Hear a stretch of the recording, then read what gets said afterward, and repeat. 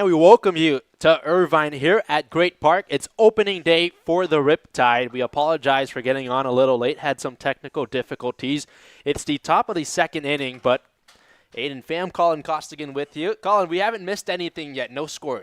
Yeah, there was a little bit of traffic in that first inning for the Riptide. They're going to have a couple missed opportunities that they're going to want to have back, especially starting with runners on second and third. But a huge credit as well to the Bombers to be able to work their way out of that. And Sage Nelson was able to kind of work through. He did a much better job of locating his pitches, especially against those matchups that weren't in his favor.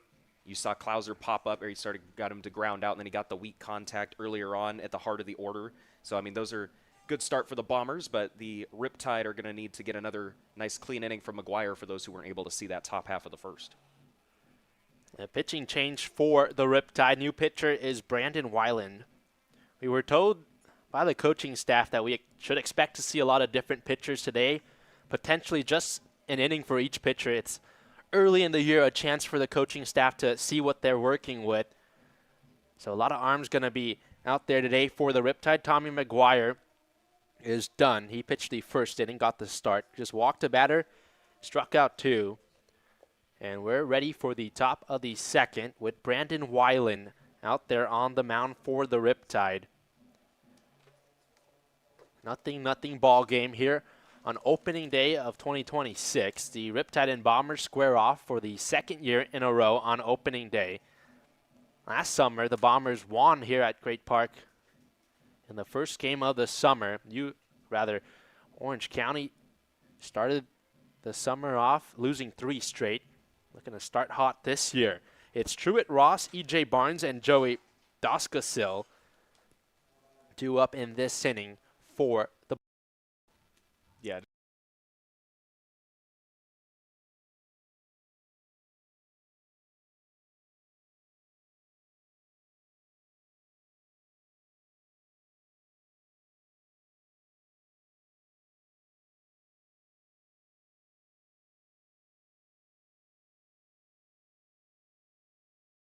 Go by Weiland, so we'll see if Weiland is wilding on the mound today.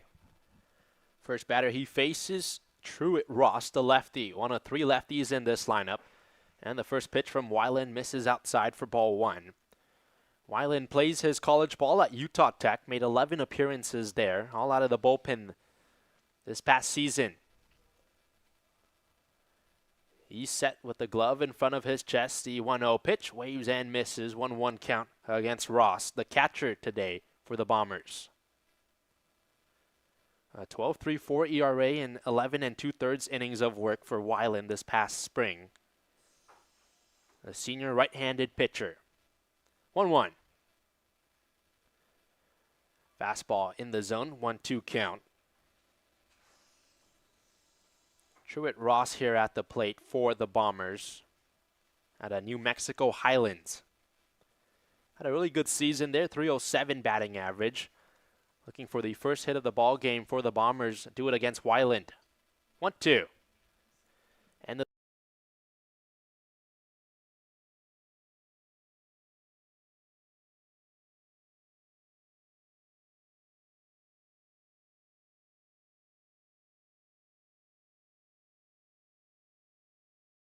weaker contact. He was able to kind of work the inner half of that plate and get him to roll over. So good outing for the Riptide thus far, but they're going to need to try to keep that going. Obviously, we saw them play spoiler last year for the Bombers, so definitely don't want to underestimate their power. Riptide went 4-2 against the Bombers last season. Just the first of multiple matchups between these two teams this summer. They're actually going to face each other quite a bit in the first week or so of the season as a 1-0 count against E.J. Barnes. Yeah, these teams absolutely can't get enough of each other, especially to begin. Riptide are going to enjoy a couple off days, but they are going to be playing this team once again on Friday. Ball and 1 strike against E.J. Barnes. Second baseman, played this past year at Southwestern College, but he's currently in the transfer portal. 1 down here in the top of the second. E.J. Barnes batting 6th today for the Bombers. He takes a ball, 2-1 count. 300 batting average, had 3 bombs with 36 RBIs this past season. One of those guys that has made numerous stops throughout his collegiate career. A righty-on-righty matchup between Barnes and Weiland. The pitch. Right down Broadway, it's a 2-2 count. Yeah, and one thing I like with Weiland as well, he almost acts like he's going to have that over-the-top delivery, and then he's still able to release it kind of at that three-quarter slot right now, and it's good deception as well, trying to hide that ball a little bit in his windup, but Weiland trying to get back into this account. Lifts the leg, 2-2, ground ball right up the middle. Nunez, the shortstop, has it, flings to first, and reaching out and making the grab, Justin Tiller, the Texas A&M player, and there's 2 outs here in the second. So far, we've seen some weak contact, one over toward the hot corner, and then that one kind of looked like it had seeing eye base hit written all over it initially from our vantage point, but luckily kind of hit off the end of the bat and just rolled right over there for Nunez. He was able to gather it, and the Riptide are looking pretty strong thus far. Joey Doskasil here, right-handed batter. First pitch from Wiley to him. He swings and sends it right back to his own dugout. Foul ball, 0-1 the count. Starting lineup today for the Riptide on defense. In the outfield, it's Montgomery in left, Rogalski, or rather Dolan, in center field. Sable is out there in right. In the infield, Stamp over at third base. Nunez, the shortstop. Connor Barth over at second. And Justin Tiller, the first baseman. Cooper Klauser gets to start behind the plate. It's a 1-1 count here against Joey Doskasil. You just mentioned it earlier in the broadcast. Tommy McGuire, the opening day starter for the Riptide, but like we mentioned, we expect to see a lot of arms today for the Riptide. Yeah, and for Weiland right now, has a chance to really give him that momentum. You know, the Riptide obviously had a couple missed opportunities, but we were talking about it right there as he's able to kind of backdoor that off speed for a strike on the inner half. But for Doskasil, talk about some of the guys on this team. You look at guys like Tiller. He's seen him before. He actually hit a walk-off against Cyprus back on March 31st to beat them 4-3, and it was the first game of that pivotal series. So this is a guy that some of the Riptide are very familiar with. 1-2 pitch. Fouls a ball off once again. It remains 1-2. Doskasil played his college ball at Saddleback. He's been there for 2 seasons. Currently looking for his next school. But like you said, had a really good year at Saddleback. 44 games played, homered once. He hit .302 there at Saddleback. 1-2 count faces him. While in the pitch. High pop up over towards first base. Justin Tiller lays off of it. Brandon Weiland makes the catch himself for out number 3. It's a 1-2-3 inning from Brandon Weiland for the Riptide. We head to the bottom of the second, introduce you to the Orange County starting lineup today.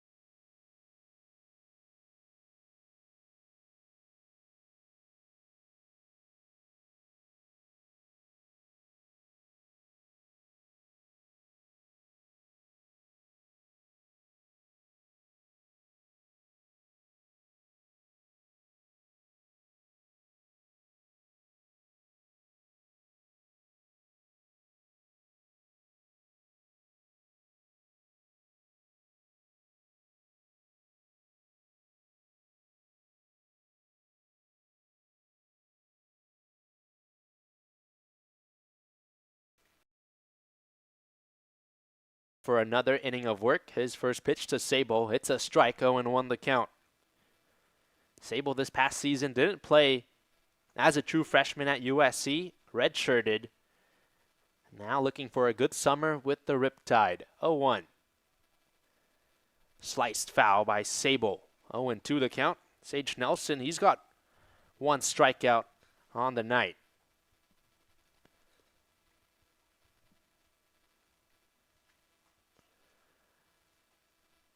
Sable, the product out of Aliso Neguel High School.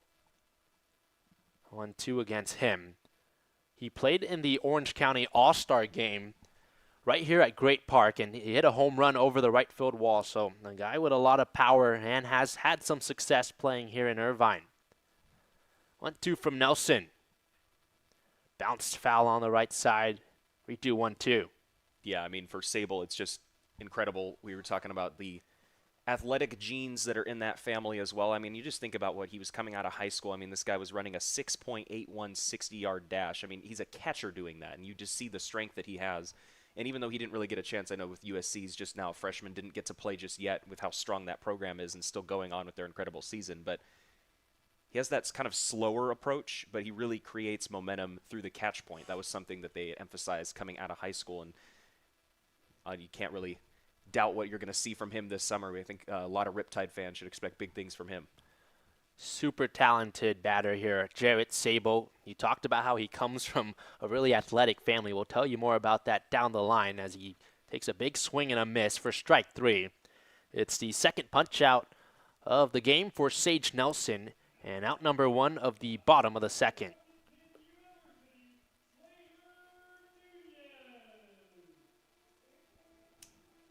Brings up Slater Nunez. You know, Colin, I think it's always interesting, right? Opening day, summer ball, you kind of don't really know what to expect. So that's the fun part. You get to see all these batters and pitchers for the first time, and it's a learning experience for everybody. Absolutely, and I think this is interesting for the Riptide as well. And with Slater Nunez at the plate, it kind of brings up a good point about a lot of the different personalities that they're going to have here as well. I think it was funny. I was talking with Grant Mayu. He was telling us to try to find him out in the field, obviously amongst the sea of orange that they had out there. And he was like, he's just kind of a goofy guy. He had some other funny words to describe him that I won't say on air, of course, but you can kind of get a feel for that. He's a really funny guy. I've heard he's a little bit of a comedian and that the guys have started to gravitate towards him because of that. I think every team needs their class clown. Oh, 1,000%. Swings and misses there. 2-1 count against Slater Nunez. Right? It's summer ball. Obviously, all the guys are here to hopefully get better and develop, but you also want to have some fun there. And with a guy in Slater Nunez on your roster, that's a good part or a good piece to having a lot of fun over the summers. A 2-2 count against him. Coming out of El Camino College, had a big year there. Led the team in RBI. He was tied for the team lead in home runs with 7. Sage Nelson just struck out Jarrett Sable. Up here is Slater Nunez. Batting 8th today for the Riptide. 2-2. Called strike 3. It's back-to-back Ks for Sage Nelson, and there's 2 outs here in the bottom of the second. Riptide hitters have been confused so far at the plate, and a huge credit to the Bombers as well in being able to locate for Sage Nelson. Kind of had some of these hitters frozen up at there, and I think he's doing a good job of mixing up his speeds a little bit, and you've seen it a couple times. And with the bottom of the order now, and we see Reed Montgomery coming up, one of the 4 returners for the Riptide this season, and it was a tough year for him out at Long Beach, and now he's entering the transfer portal, but I think this will be a good point for him. He obviously was the team leader in RBIs for the Riptide last season, and I think being in the 9 hole will be a good spot for him as he can try to help turn that lineup over. Powerful hitting lefty is up, takes a ball from Nelson. I like that you brought that up, right? Because, yeah, he didn't have the year he wanted to at Long Beach State, but he's got an opportunity to use this summer to grow his game. Was really good for the Riptide last summer. Powerful bat of his. Swings and sends a ball down the left field line. It twists foul. It's a 1-1 count. Currently in the transfer portal. Spent 2 seasons at Long Beach State. Reed Montgomery did. Hit 193 there. Did have 1 home run, though. think it's important to note that he has 14,000 followers on Instagram, nearly 15,000 on TikTok, and for those who get a chance to look at it, I'm sure it's because of his phenomenal outfield defense and not for any other reasons. But on that note, we'll just say that he is an absolute unit there, Aiden, is to our point. I mean, a guy who lives and breathes in the gym. And that's, I think, what's translated to such terrific defense, especially he's been playing right field a little bit. They have him out in left today, but he can kind of play all over. So you have a very versatile arm, especially at the bottom of the order. So you think he's got pop? Is that what you're trying to tell me? Basically, yes. 3-1 count here against Reed Montgomery. Great way to just shorten that blab speech that I just had right there. Big Or as swing the kids, there. of course, as the kids would say, I'm just yapping. It's all right. That's summer ball, right? We're having fun up here. 3-2 count against Reed Montgomery. The Riptide had the bases loaded in the first inning. We're unable to get any runs across. Reed Montgomery looking to be the first one to reach here in the second inning.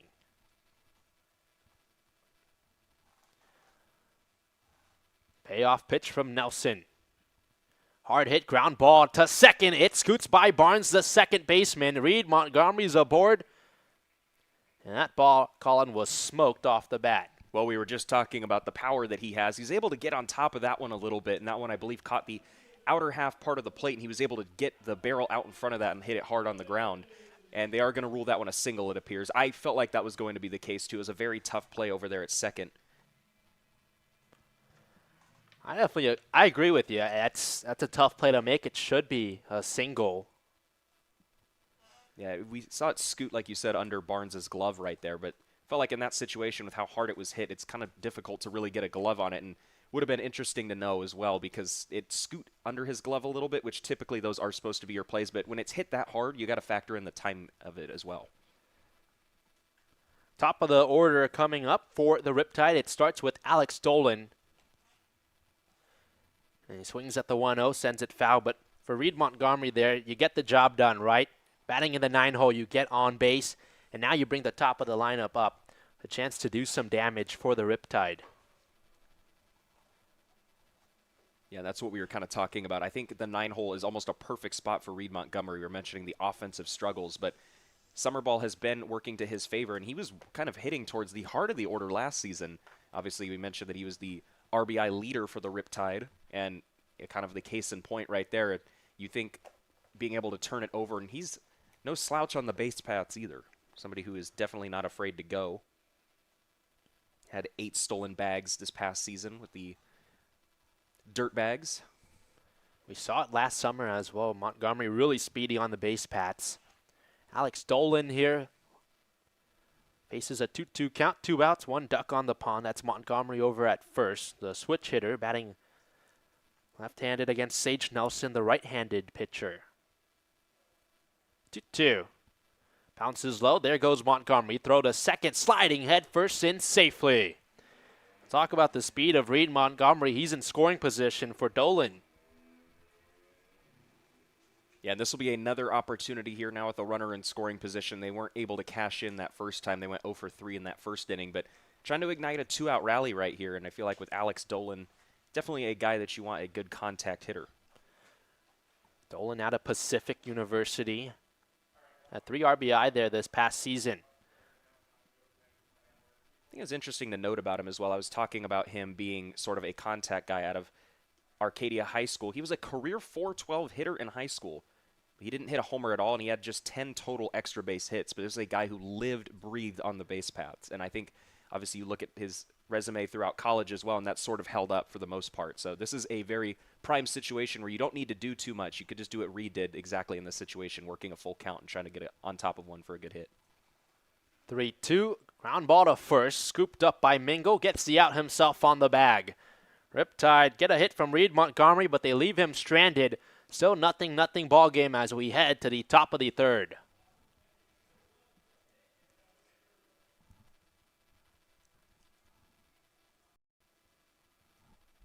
I'm going to listen because should we be coming out of the same channel? Are we supposed to have our separate channels? No, you guys are supposed to be at the same. Okay. I'm just going to listen to how it sounded on my phone. I'm sure it's fine. I just want to hear if we're too quiet, if I need to talk louder.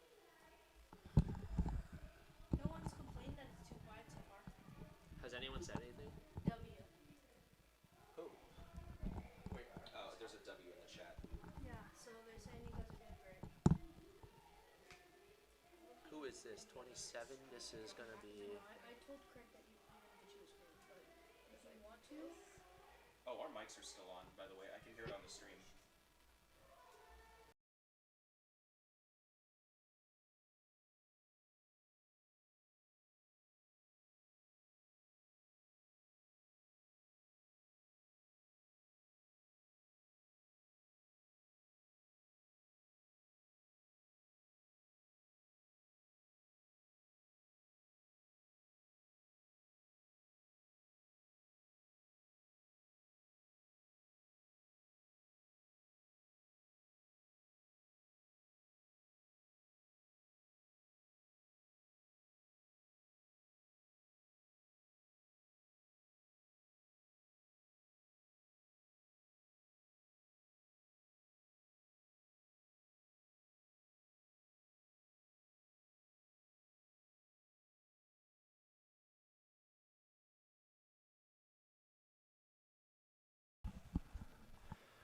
Third inning here at Great Park.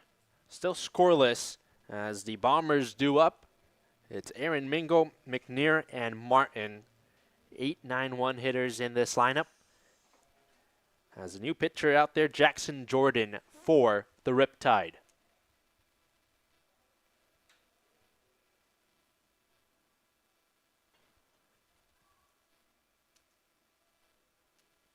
Jordan gets set, deals the first pitch.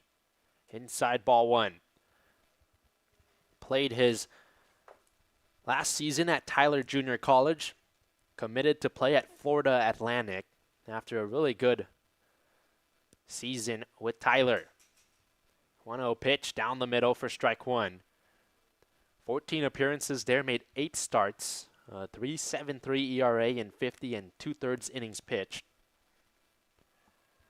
Definitely going to be somebody that the Riptide are going to hope to get good production from on the mound this year. 1-1. Popped up and it rolls back foul into the stands. It's a 1-2 count with no outs here in the top of the third. Batter here is Aaron Mingo.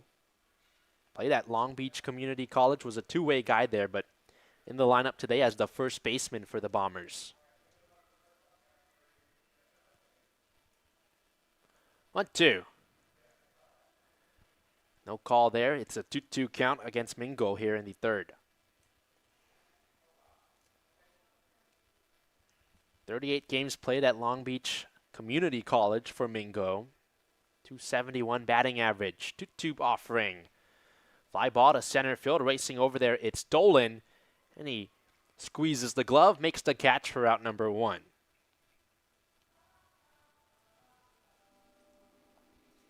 Yeah, and we're seeing another good start for the Riptide thus far, and for Jordan as well. One of the 4 players on this team that's actually outside of California, and it's a huge credit to the recruiting process as well for the Riptide. And somebody else that they're going to be bringing in, we talked with Coach Evan, is legendary Eric Coleman.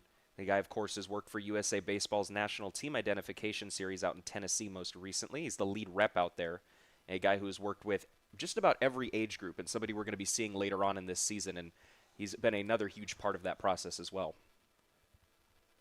This is McNear, but yeah, Eric Coleman, very well-respected coach, a big addition to the Riptide coaching staff this summer. He's not here yet, so in the meantime, coaching first base is Andrew Ramos when the Riptide bats are up. There's a big swing and a miss there, 2-1 count against McNear. Batting ninth today for the Bombers out of Eastern Arizona. 2-1. Misses down, and it's 3 balls and 1 strike against McNear. To your point, Colin, it's a talented roster for the Riptide. 35 different schools, 12 different Division I conferences. Talent from all over the country. 3-2 count against McNear. Yeah, and it was interesting, too. You talk about it. You've mentioned there's been 32 former players that have been drafted. Of course, you had Trey Seeley, who was last year, who's been part of that Giants right there, and there's case in point right there, getting the strikeout on the outside corner. Not to take your job away right there, Aiden, all right. but the 32 former players, of course, you have 5 alumni that have appeared in Major League Baseball.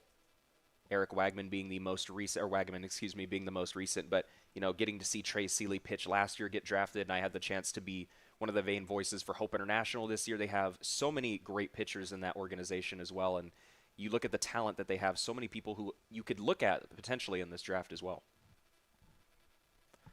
2 outs here in the 3rd inning. Dylan Martin batting lead off for the Bombers. He's up.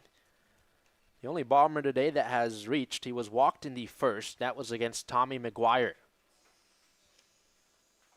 Down and outside, ball 2. 2-0 count with 2 outs against Martin. Led Claremont McKenna to its first SCIAC title since 1990 this past season, coming off a really impressive year. It's a 3-0 count with 2 outs against Martin for the pitcher on the mound. And Jackson Jordan. Swings and grounds a ball in a right field. That's the first hit of the ball game for the Bombers. And Dylan Martin has reached for the 2nd time today. Exactly what you want to get out of your leadoff hitter right there. And for Dylan Martin, I mean, you just look at the terrific years he's put up over at Claremont McKenna as well. You talk about first team all SCIAC this past year with the .355 batting average. Had 54 RBIs, which is just unreal to see, especially coming out of the SCIAC with so many amazing talent as well. And, Pomona Pitzer's no joke themselves out there in that same conference. And to see him really get this lineup going so far for a very tough staff that we're seeing right now in the Riptide. Obviously, way too early to tell for the rest of the season, but so far from what we're being able to see, he's been their really glimmer of hope right now on offense. Up comes Jackson Summers. Swings and misses for strike 1. It's also interesting, right, because a good amount of these pitchers for the Riptide, or some of them that we're going to see come in relief today, were starters at their schools, so a little bit of a different role as a 1-1 pitch gets in the zone for strike 2, 1-2 with 2 outs here in the 3rd. Jackson Jordan was one of those guys that started at Tyler Junior College, made 8 starts this past season. Dylan Martin's on first after his single. 2-2 count against Summers. Summers is a guy that you're going to see a lot, especially when the Riptide see him again later in the week. He's a guy who just grinds the AB. You see the 2-2 count already. He struck out less than 9% of the time this past year at Rose-Hulman Institute of Technology. Knows how to get aboard. And he strikes out there. Maybe a little bit of an announcer's jinx, but that's out number 3 of the 3rd inning. We head to the bottom of the 3rd. The Riptide coming up. It's Tiller, Cernius, and Stamps due up for Orange County.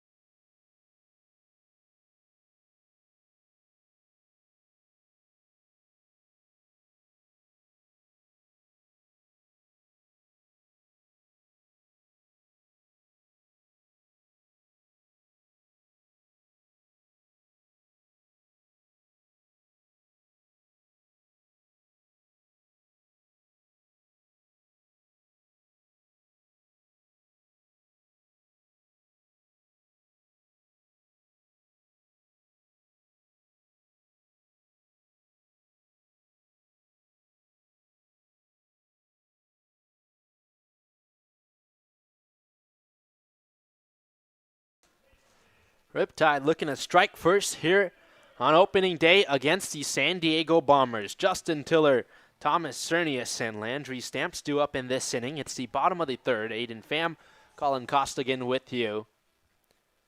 as the lefty Tiller digs in. A lot of lefties in this lineup for the Riptide. First pitch swinging, bloops a ball out towards left field. The shortstop Martin hauls it in for a quick out number 1. Well, I was just about to talk about the new Texas A&M commit in Justin Tiller, of course, one of the 4 returners, but you can see I will give him credit. He literally did a excuse me swing and somehow was able to get that into shallow left field. So if he's able to be a little bit more confident in his next AB and actually do a full swing on that one, that would go a long way. So it just shows the power even on something he wasn't trying to offer at. Tiller is retired up as Thomas Cernius. One of 6 lefties in the lineup for the Riptide. You also got a switch hitter in Alex Dolan. The 2 righties are Connor Barth and Slater Nunez. Cernius popped one up to third base. Back in the first. Riley Plummer, the new pitcher out there for the Bombers, takes over for Sage Nelson, who started the game. It's a 1-1 count with 1 out against Cernius, the designated hitter today for the Riptide. A 2-1 count against Cernius out at Princeton. Played and started in 39 games there.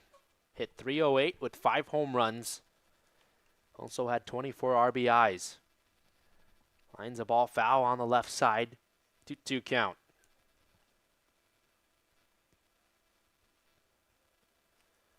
Cernius grew up around here in Orange County. He's from Yorba Linda, but he played his high school ball at Servite High School. Earned all league honors there. As the 2-2 pitch fouled off once again, remains 2-2. Was named team MVP his senior year, and this is impressive. A multi-sport athlete. Also played football. That was a great point about him right there as well. I was about to mention that he could squat 455 pounds and deadlift 495, according to his site. So I'm going to have to ask for his gym regimen as well. Big swing and a miss there. He strikes out. It's the first strikeout for Riley Plummer, and there's 2 outs here in the bottom of the 3rd. One thing I can tell you I'm learning right now, Aiden, is to not talk too much about him, as I've already jinxed a couple batters so far. You know what? It's opening day for everybody, right? Thomas Cernius strikes out. Landry Stamps is up. He was walked in the first. Batting for the 2nd time today. Pitch upstairs from Plummer for ball 1. Landry Stamps is out of Tyler Junior College, but he's headed off to South Carolina. As the 1-0, he swings and sends a fly ball out towards left field. Finelli tracks it down. And a quick 1-2-3 inning for Riley Plummer. Nice work from the Bombers pitchers to start this one. We head to the 4th inning. The Bombers looking to score first here in Orange County.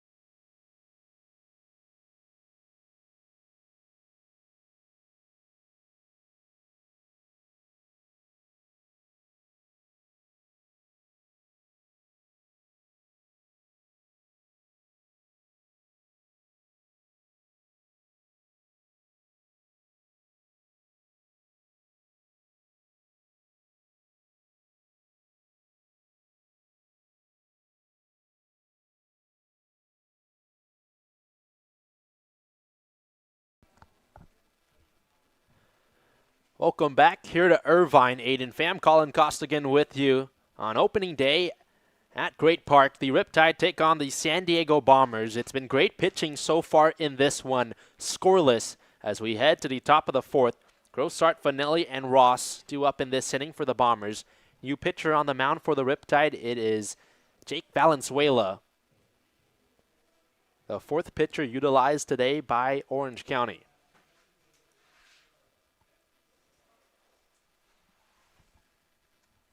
Yeah, we've seen a lot of great pitching so far from the Riptide, and for Jake Valenzuela, another guy, he just finished his sophomore year over at Riverside City College. You can expect a sort of a 4-pitch mix. He's very diverse in that as well. He kind of ranges between 90 to 93 on that fastball, but he can top around 94.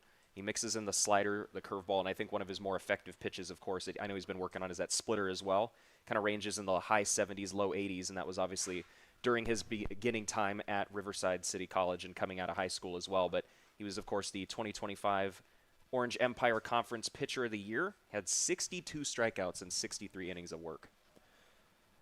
Fly ball to left field. Montgomery, easy play for him for out number 1.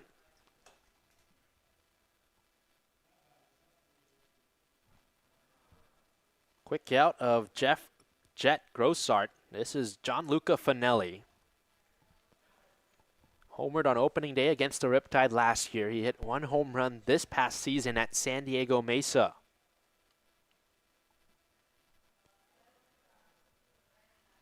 Valenzuela kicks and deals. It's low for ball 1.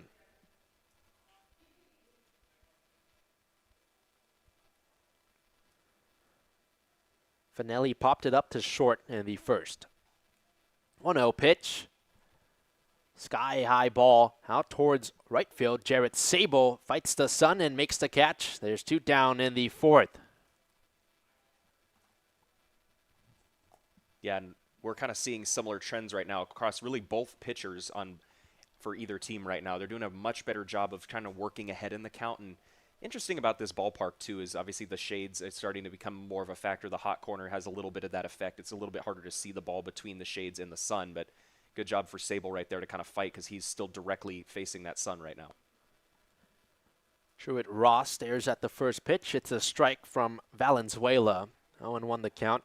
And Jarrett Sabo out there in right field. He's a catcher, or at least at USC he was a catcher. He gets to start in right field today for Brian Evans. And he made a nice play there, battling the sun like you said, Colin.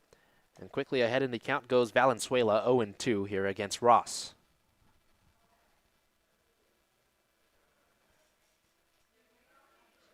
Valenzuela deals, fouled off by Ross. Redo 0-2.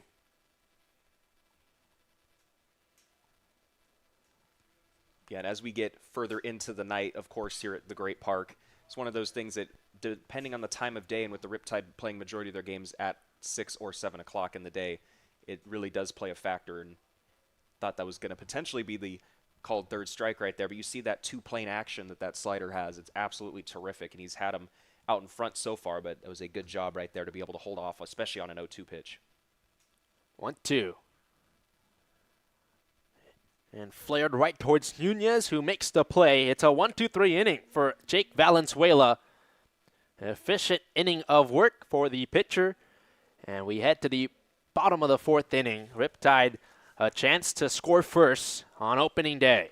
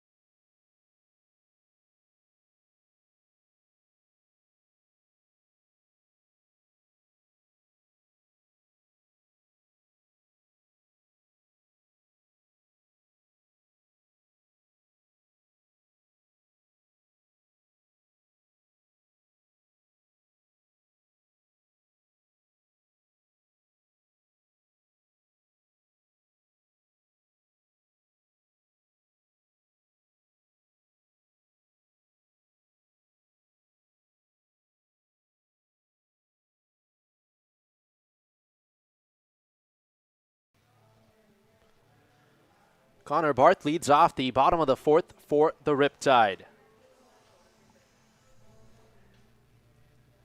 It's been efficient pitching so far today for both teams, and we're scoreless in the the bottom of the fourth as Barth takes a strike. Played this past season at Folsom Lake, but he's committed to play at South Carolina Upstate. Played with fellow Riptide Trajan Rogowski at Folsom Lake. 1-1 pitch misses inside. It's a 2-1 count against Barth. Yeah, of course, Aiden, and that was the same program that made it all the way to the NCAA Tuscaloosa Regional. They had a 12-1 loss to Oklahoma State this past Sunday, but they defeated that same team to open up the regional and clinch their first ever tournament win. So he's joining a very good program that is on the rise. Had a big year at Folsom Lake, and that's part of the reason why he's committed to play at such a good program. .344 batting average, 9 home runs. Lifts the ball out towards right center. Racing over there, the center fielder, it's Summers who makes the catch for out number 1.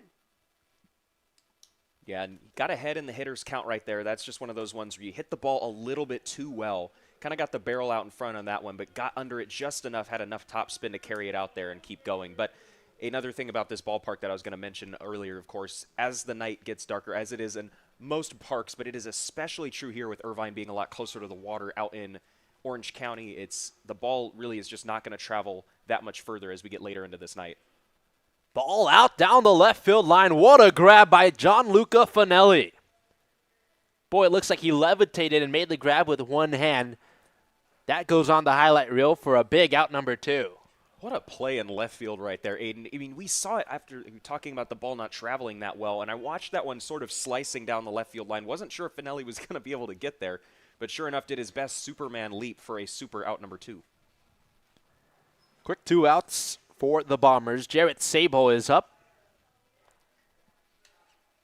Sabo struck out in the second. That was against the starting pitcher, Sage Nelson. This is Riley Plummer, one of the returners for the Bombers this year. He played with them last summer, pitched against the Riptide. 0-1 a Sabo. Blanded foul, 0-2.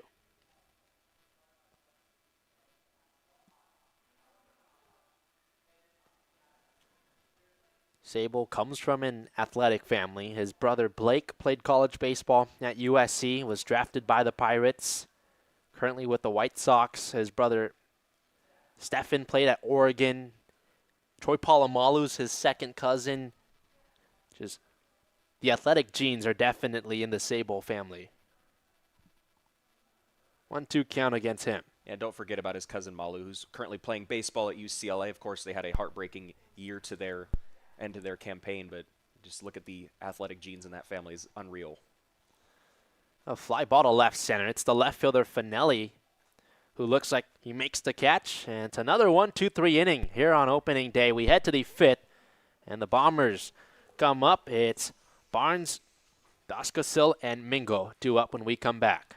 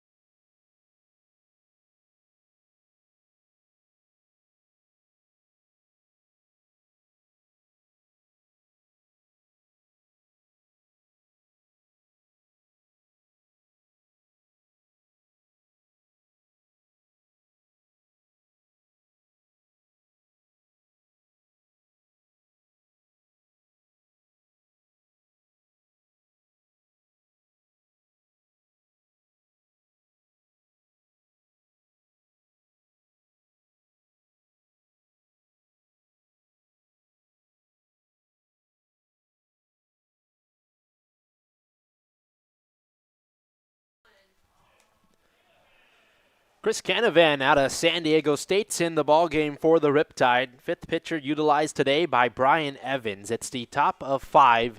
Nothing ball game between the Bombers and the Riptide. Aiden Pham, Colin Costigan, great to be with you on this Tuesday night. Game 1 of 44.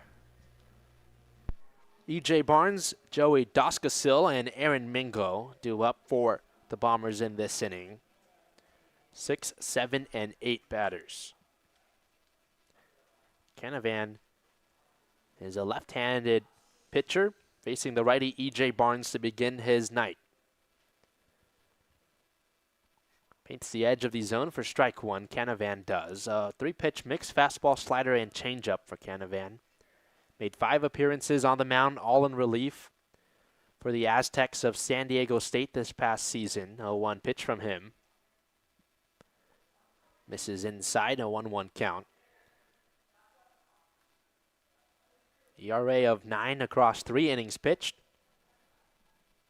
He's been with the Aztecs for all 3 seasons of his collegiate career. 1-1 of Barnes. Bouncer on the ground, a short. It's picked up by Nunez. Flings to first. And a grab by Tiller for out number 1.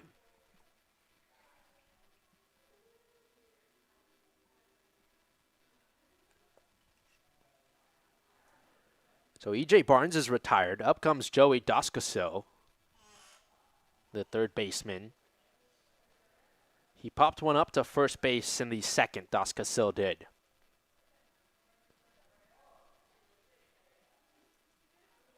Bombers have 1 hit in this game so far, no runs though.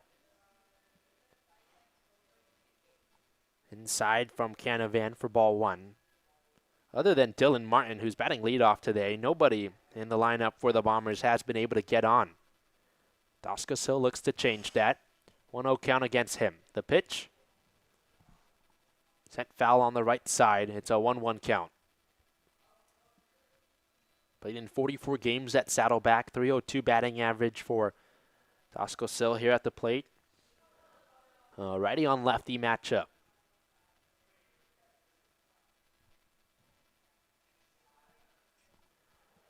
One line foul once again. It's a 1-2 count. The Riptide and Bombers will face each other once again on Friday. So these two teams are going to be well acquainted with each other just in this first stretch of the season. 1-2 count on Doskasil.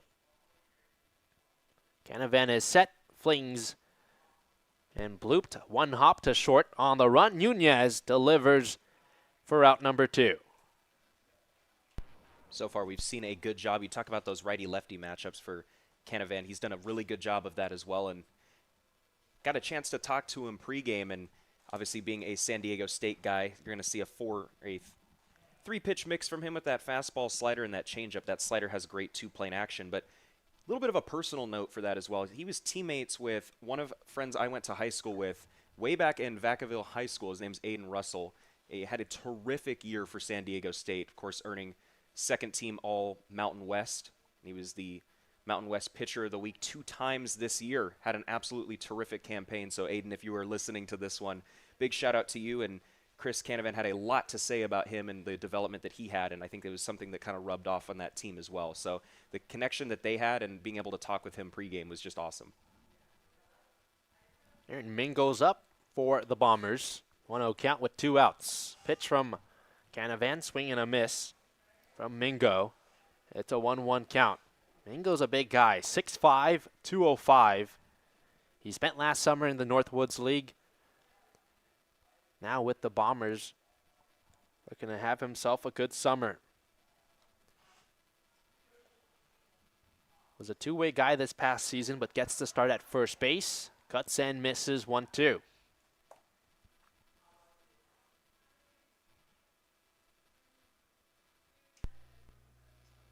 Beautiful night in Irvine. Mountains in the background, slight breeze. Not too hot of a day. You can't ask for much more on a summer night.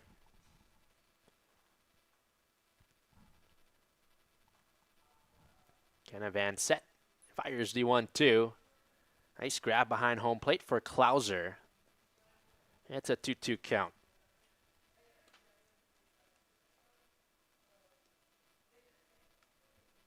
Chris Canavan here.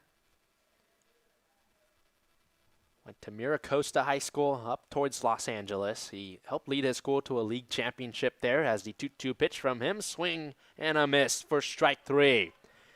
There's a strikeout from Chris Canavan to end the top of the 5th. We head to the bottom of 5 where the Riptide bats come up. Somebody looking to score first here for Orange County when we come back.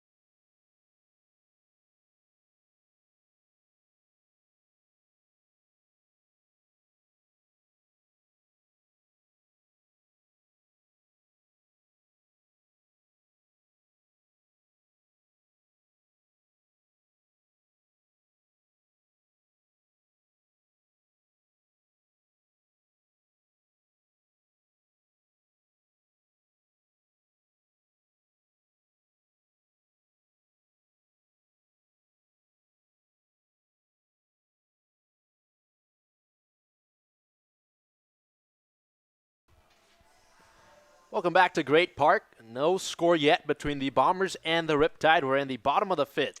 It's Slater Nunez who starts the inning off for Orange County.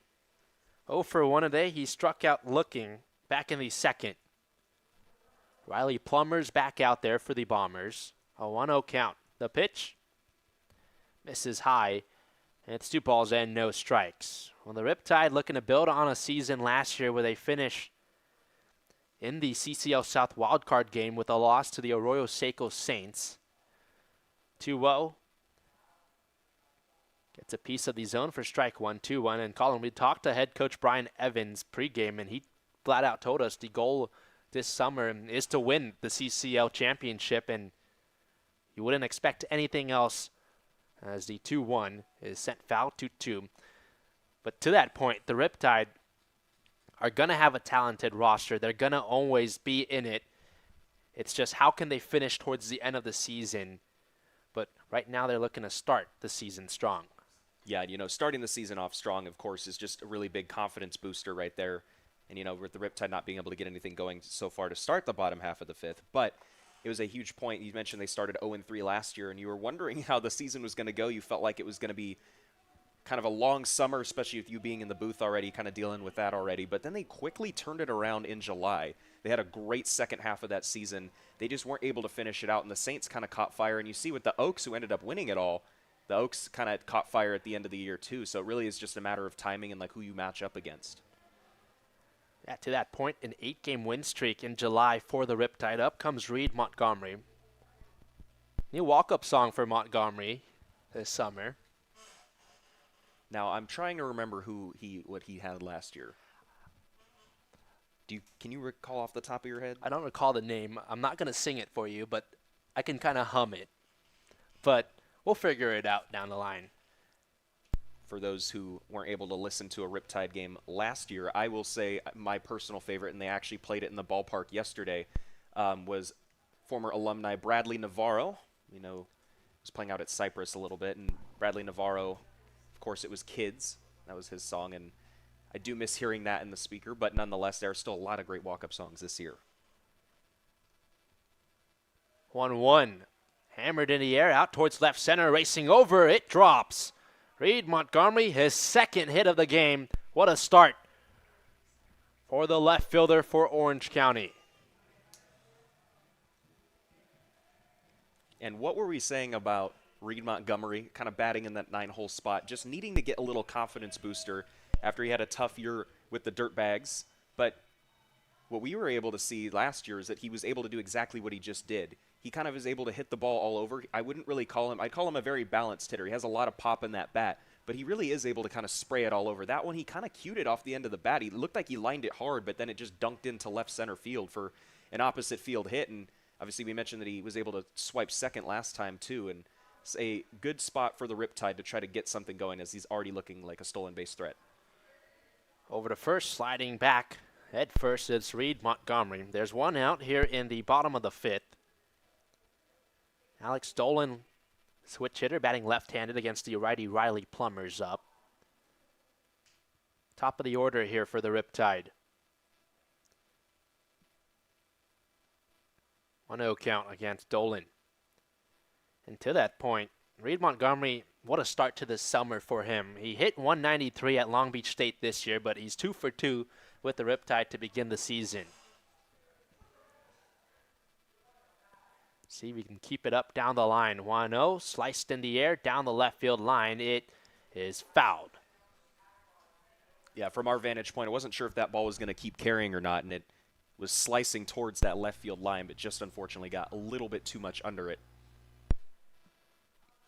Riptide look to wake up the bats. They've got 3 hits in this game, 2 of them from Reed Montgomery. The other one came from Justin Tiller. Rather, I believe that should be 4 hits for the Riptide. Outside for ball 2, 2-1 count.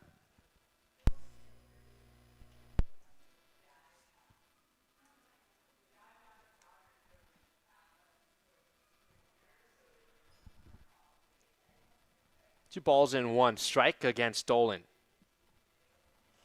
Fouled off once again.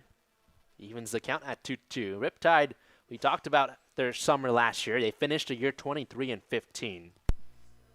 They were 15-10 at home, so want to have some more success playing at Great Park this summer. 2-2 count here against Dolan. Pitch, Montgomery takes off. It's up the middle. Martin has it, flips to second for 1. The turn of first is in time. A double play ends the inning for the Bombers. Great defense behind Riley Plummer. We head to the top of the 6th. 0-0 game between the Bombers and the Riptide.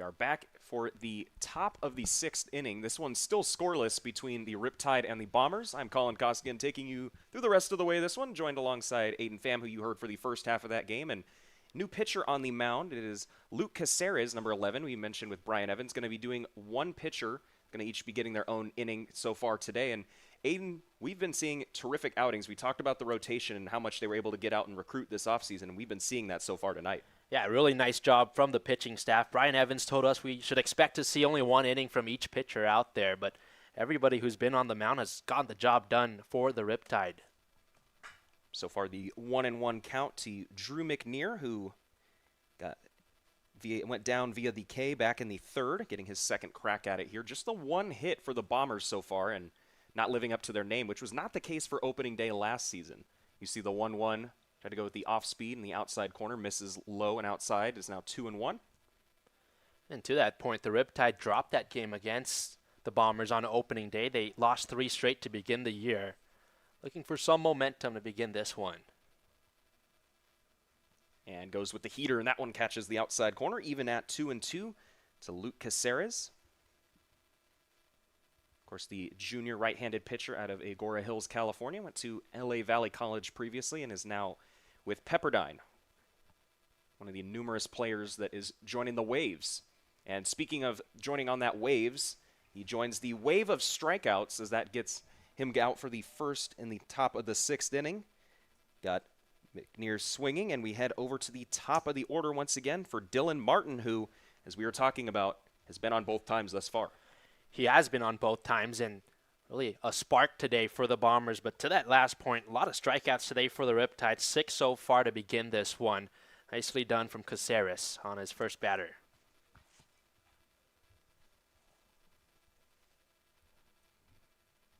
First pitch now nearly clips him and just able to get out of the way for that one. It was a little bit of a wild pitch right there, but instead it misses inside for ball 1.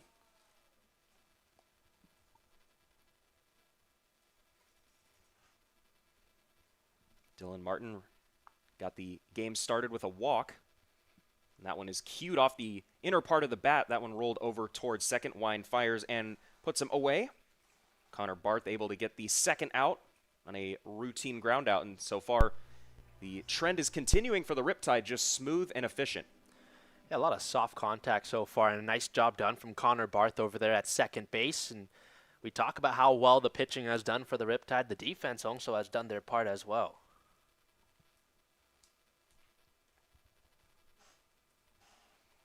Now looking for another 1-2-3 inning. Jackson Summers standing in the way. He looks at ball 1. This would be their 3rd consecutive 1-2-3 inning for the Riptide. Pulls that one a little late off the release, and that is outside for ball 2.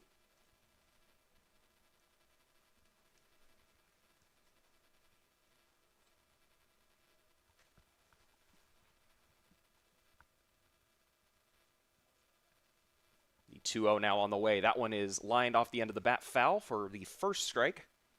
Trying to work his way back into this one. Jackson Summers, we talked about it as well, a guy who really doesn't strike out that often. Mentioned that he struck out less than 9% of the time his junior year. That one outside for ball 3, just as I was talking about the efficiency, of course. A couple announcers jinx for me so far. Believe, not trying to keep score, but believe I have 2, so I'm trying to make it a trifecta at this rate. It's the fun part about broadcasting, isn't it? Hitters count 3-1, misses outside for ball 4. Good at bat there, Jackson Summers, and Dylan Martin wasn't able to find a way to get on, but Jackson Summers, after he starts his day with back-to-back strikeouts, draws the walk, and now the Bombers can work with a runner on. That now brings up the heart of the order to Jet Grossart, who still looking to get on. He went down with a strikeout in the first inning and then flew out towards left field over towards Montgomery back in the 4th. Trying to ignite a 2-out rally, just their second walk, their first since Martin to begin the game. That one misses outside for ball 1, and we're kind of seeing it right now.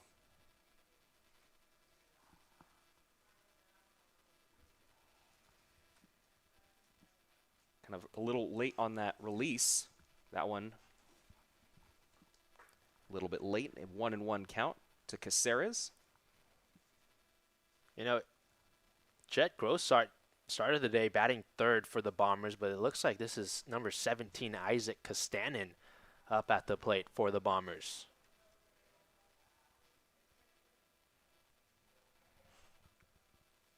And with the flurry of changes, you would be correct, as that one is in there for strike two. Isaac Castanen, of course, the 5'10" infielder. He's from Rialto, California, went to Summit High School.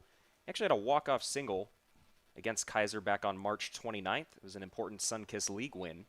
That one way outside, and that's going to be a wild pitch. Rounding second, he will stay over there.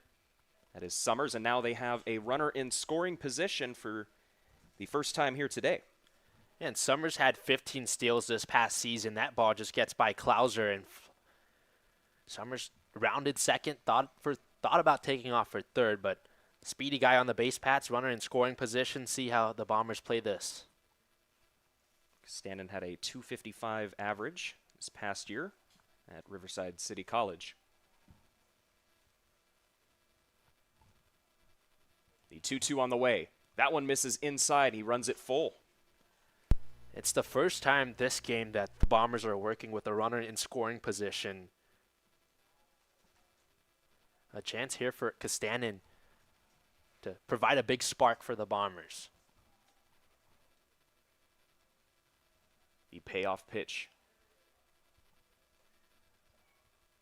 He gets a lead over towards second, and he's going to take third. That pitch missed low, and no chance for a throw right there.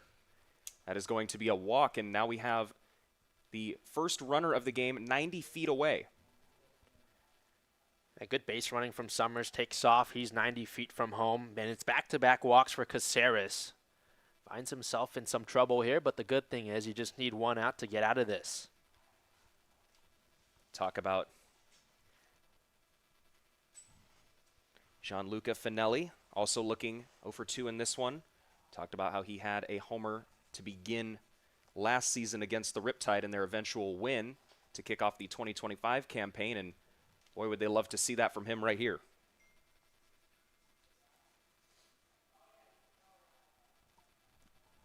Runners on the corners. The 1-0, that one is lined up the middle, and that is going to be an RBI hit. The Bombers strike first in the top of the 6th inning. None other than Gianluca Finelli playing spoiler against the Riptide once again, Aiden. That's exactly what you're looking for. Gianluca Finelli gets the job done, smokes it right up the middle. And in comes Summers, an early lead, or rather, it's the 6th inning. A lead for the Bombers, 1-0 in this one. And now a chance to add on. See how the Riptide played down here.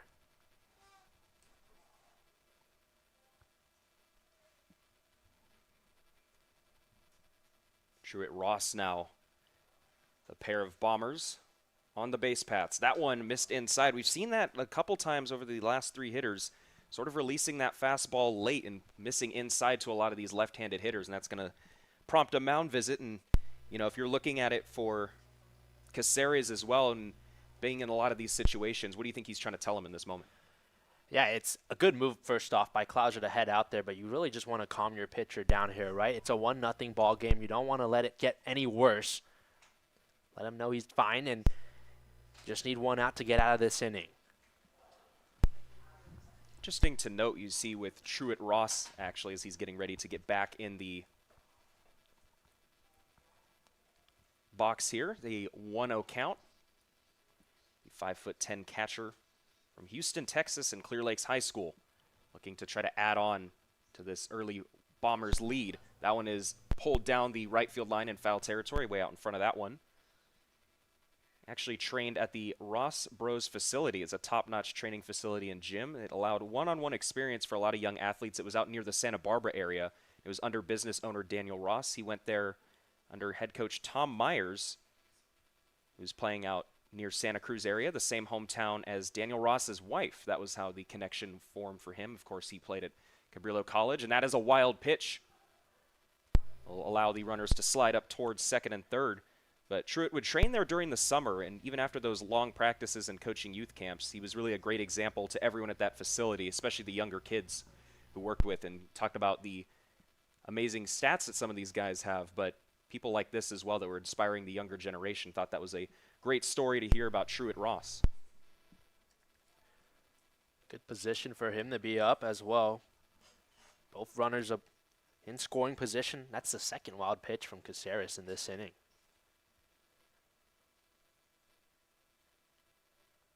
Of course, finished up his junior year. That one is missing outside, and it is a hitter's count now still. Truett Ross had the .307 batting average in his junior year at New Mexico Highlands University. Had 22 RBIs and had a .404 slug. That one is cued off the end of the bat. That one is heading into foul territory, and that is going to be a foul ball. That is a huge break for the Riptide right there. Yeah, fortunately, it was a foul ball because that was trouble. Multiple Riptide guys came out there. It looks like Stamps was over there. He kind of muffed the catch. 3-2 count, fortunately, for the Riptide. Yeah, and that's one of those ones where even if it was kind of in foul territory, if your glove is hovering over fair territory right there and you're able to make contact, oftentimes that's going to be ruled a foul ball. So Stamps, by him actually missing that one, potentially saved 2 runs. Runners at second and third now. The payoff pitch, that one is line foul. It somehow skips over the Riptide dugout and then back down the hill. Haven't seen a ball do that here. No. Everybody's okay in that Riptide dugout. Heads up play from Coach Evans, who I always admire for just standing out there in harm's way every time, but he is not fearful of anything that comes his way. Riptide looking to get out of the jam. The payoff pitch, and that one is going to miss outside for the third Bombers walk of the inning. And they now load the bases and continue this inning. That's trouble for Caceres. Third walk issued this inning. Now you bring E.J. Barnes up, a guy who hit 300, 3 home runs, 36 RBIs this past year. And Brian Evans out for a mound visit.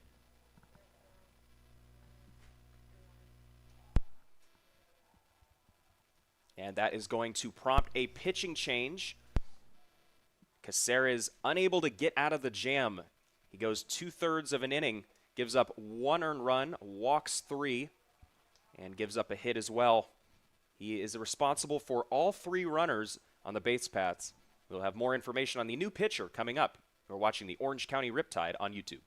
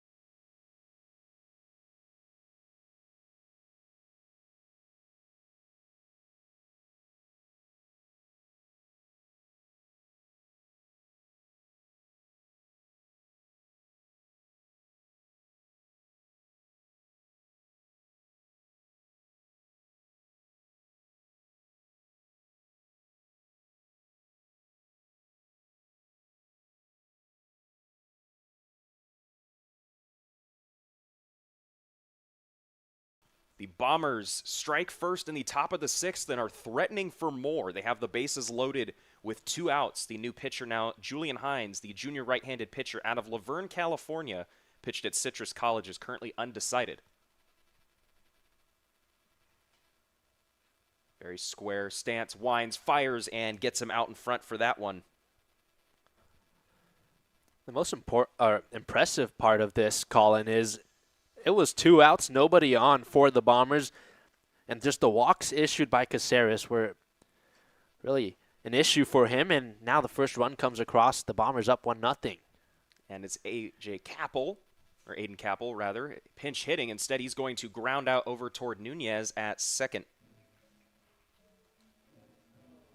Or rather, that was Connor Barth, he's able to put that one away. Nonetheless, the Bombers strike first.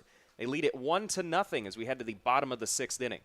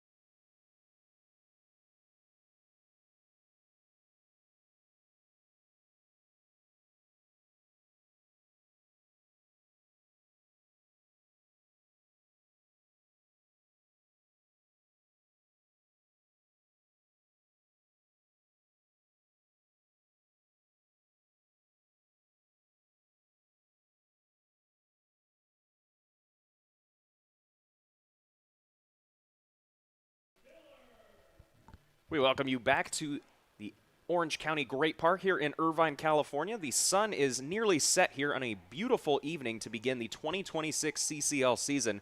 Right now, the Bombers hold a narrow 1-0 lead, and they will send their sophomore left-handed pitcher in Sam Birchie.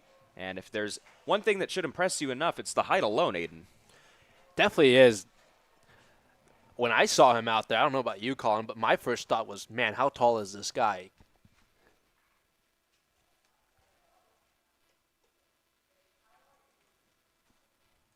A guy who, at Lewis and Clark, he appeared in 14 games, started in 7 of them, and a lefty-lefty matchup. You see the strategy right there with Justin Tiller coming up, wanting the lefty-lefty match. He does look at ball 1 to begin the Riptide half of the 6th. I'll let you guess here, Colin. How tall do you think Birchie is? Unironically, I'm going to guess, as that one catches the outside for 1-1 count, I'm going to guess that he is 6'7". Would I be correct? You're close. 6'8". 6'8". Okay, so I was selling myself a little bit short there. Unironically, I did have to say 6'7". I really did think he was 6'7". And before everybody else wants to turn off the stream because I said 6'7" too much, we know he is now 6'8", and you can see the long, lengthy release he has right there. He is ahead in the count, though, 1-2 to the power-swinging Justin Tiller, who had a hit back in the first inning that put the eventually was able to make it up towards second base on a wild pitch. Runners on second and third, but the Riptide were not able to cash in as that one is skied toward left field.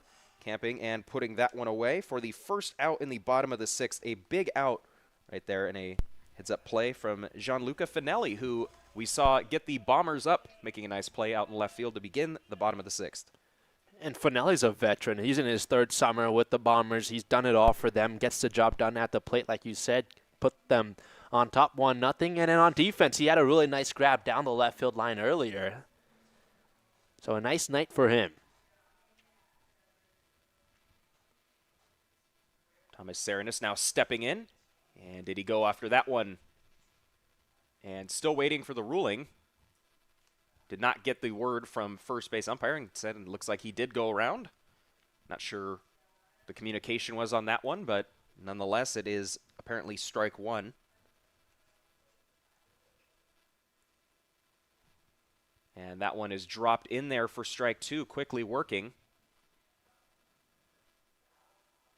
It's a nice job so far from the Bombers pitchers tonight to get ahead on these Riptide batters. Now looking for the strikeout, Birchie. The 0-2 from the 6'8" left-hander gets him out in front for strike three. A quick out number two to begin the bottom of the sixth. 6 strikeouts already tonight for the Bombers, matching exactly what the Riptide have done on the mound themselves. And to your point, those 6 strikeouts, it's been a struggle for the Riptide. They've been able to get rallies going, but haven't been able to find that big hit. And obviously down to their last hope here in the bottom of the sixth. Still a lot of time in this game. And Landry Stamps worked a walk back in the first and then flew out back in the third.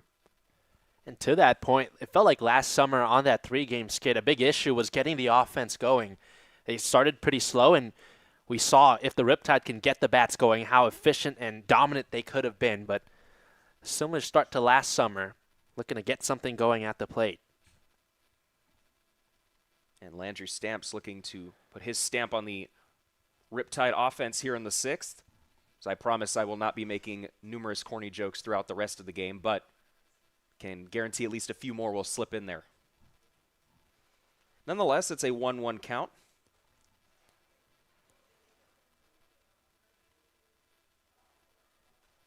And that one out in front is a 1-2 count. And we've seen from Birchie, he has that kind of lanky release, as a lot of these tall left-handers do, kind of a little bit of a wide stance. Still gets it out of that three-quarter slot, but he's done a terrific job of getting the left-handed bats, like, between mixing up those speeds, and we'll see where he goes to on this 1-2 count. And he gets him out in front of that one. That is strike three, the second punch-out of the inning. Landry Stamps goes down the way of the K, and the Bombers still lead it 1-0 going into the top of the seventh.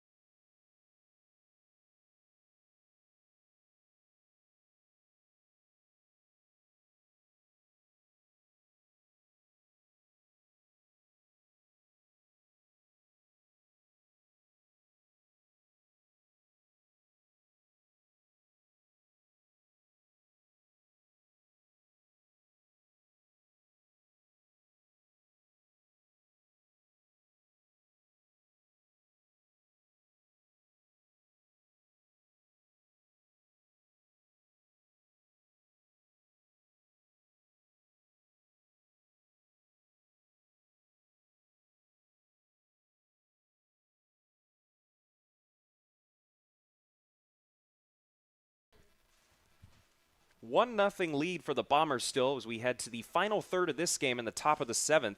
Julian Hines, who was able to work out of that jam, is back out for the 7th. We talked about it earlier, Aiden, that each pitcher was going to get 1 inning, but it looks like for Julian Hines, he might double dip a little bit if he's able to get through this one, get a nice 1 1/3 on the record books. I'm sure he'll take it. Obviously, summer ball, everyone wants to get out there. You want to get as many reps as possible. It was really impressive when he came in that jam. The 1-0 now. That one catches the outside corner for a strike. It is even 1-1. For Daskosil, he popped up back in the 2nd inning and grounded out towards short back in the 5th. Trying to look for some hard contact here. That one is pulled out in front behind the Riptide dugout and is 1-2. And this is the bottom of the 3rd of the order for the Bombers, and they really struggled tonight. 0 for 6 combined.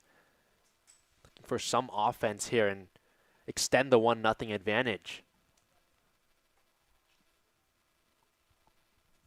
The 1-2 on the way. That one is popped up and has just enough to get into the crowd.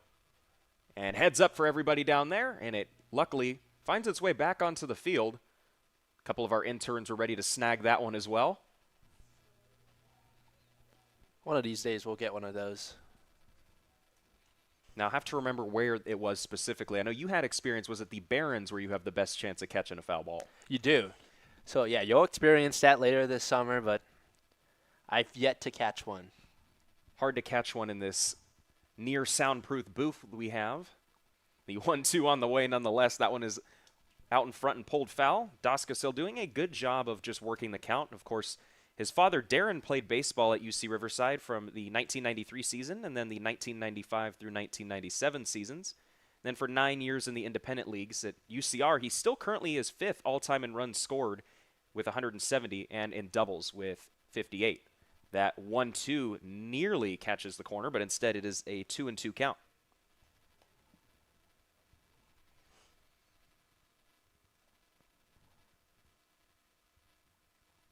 The 2-2 now on the way. That one skips in there, and it is run full. Now, the approach has been a lot better for the Bombers. We've seen them fall behind a couple of times, but they've done a terrific job of just working that count. Definitely have. 3-2 count, another chance to get a walk here for the Bombers. The payoff pitch from Hines to Daskosil. That one is pulled through the 5-6 hole, and that is going to be a leadoff knock in the top of the 7th inning. It's a great piece of hitting there just from the Bombers and Joey Daskosil. First off, a nice job getting it to a full count, and then he pokes it right through that gap. Rolls in a left field, and the offense continues for the Bombers. We haven't seen the Bombers really ignite a rally. We've seen them keep one going in that top half of the 6th inning, and they have a chance now with Aaron Mingo, who you mentioned, standing at 6'5", another big boy, you could say, in their lineup. That one is fouled back for strike number 1. You know, the Riptide, they got a lot of Division I talent, but you can't really rule out or overlook the Bombers' really talented, gritty team. They gave the Riptide a lot of trouble last summer and showing why right here on opening day as well. Daskosil, a short lead off of first. The 0-1 to Mingo tries to go with the backdoor off speed, instead misses low, kind of dropped that one down, and it is 1-1. It's a 4-pitch mix for Julian Hines here. Fastball, sinker, slider, and changeup. And you saw the slider right there. We've seen that a lot. It's always an effective pitch when it's a righty-righty matchup. Just wasn't able to get the release point on that one. The 1-1 now on the way. Skips that one in there again. Command starting to become an issue. The Riptide here haven't been able to find that put-away pitch really over these last 2 innings.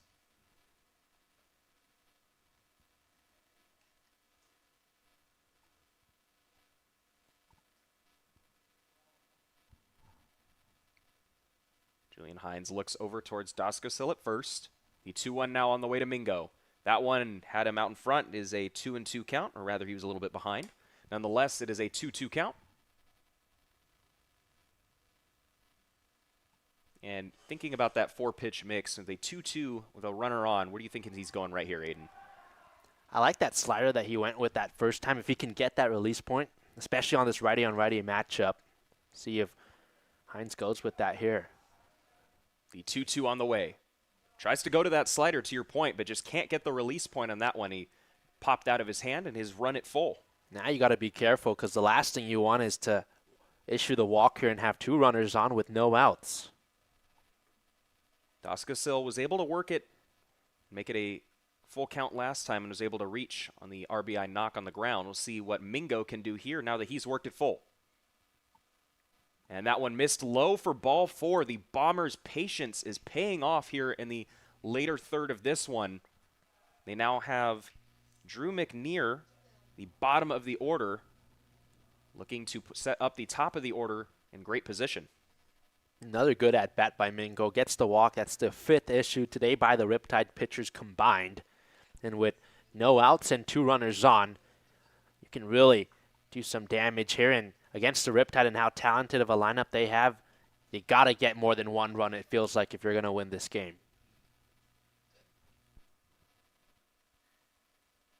Bombers have not had a runner on second or a runner in scoring position even with nobody out. See what they're able to cook up here. McNear squared around a bunt, pulls it back instead. It's a strike. Drew McNear has gone down via the K twice in this one. The 6-foot outfielder from Aurora, California and Lutheran High School. Dating it back, he had a 6.84 60-yard dash. He had 101 mile per hour exit velocity out of his bat coming out of high school alone.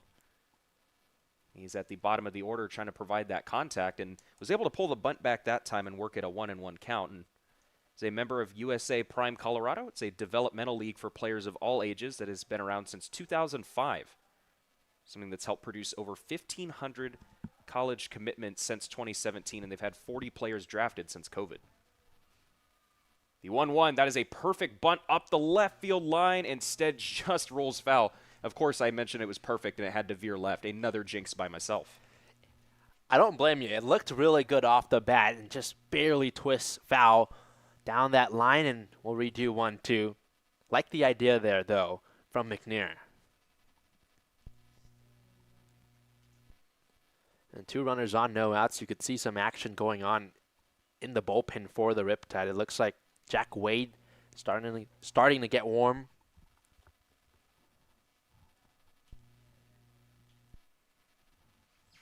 Yeah, and Brian Evans really going to be opening the vault for his pitchers today. We've been seeing a bunch. Julian Hines struggling right now. He's the only one that's seen a second inning next to his name. Still trying to figure things out are the Riptide, as they were last season. The clock strikes 8, and the Riptide are searching for their first out. That one nearly clips him. Struggling with that off-speed pitch, and it is a 2-2 count to McNear. And with McNear here, you got Dylan Martin in the on-deck circle, leadoff guy, and he's been trouble for the Riptide all night long. Trying to turn it over. That one is chopped over toward third. A nice scoop, but unable to handle it. That is going to be an infield base hit. Landry Stamps couldn't hold on to that one. And I believe that one should be ruled a hit. A tough play over in the hot corner. And just like you were talking about, they turn it over to the top of the order in Dylan Martin, who has already been on time 2 out of the 3 times he stepped up to the dish today. That was a tough play for Stamps to make. It one of those plays where it looks like he juggles it and has no play at first. Should be ruled a hit, but no outs, bases loaded, and up is Dylan Martin. And that is instead going to prompt a mound visit. Wonder if Coach Evans is going to go to the pen right here, or if it'll just be another mound visit. See Julian Hines. Mentioned he was the two-way guy at Citrus College. Had a 300 batting average with 13 RBIs and also made 11 appearances on the mound. Had a sub-3 ERA in the 12 2/3 innings of work he had there over at Citrus. And Coach Evans trusting him in this situation, just coming out to try to talk to him. And in those kind of situations, it's tough to really try to work your way around it, but you feel like with the top of the order, how does he need to approach these hitters? Definitely got to be careful here for Julian Hines. The damage has been done by Dylan Martin. Right now, you're just thinking one pitch at a time, looking for a strikeout of Martin here.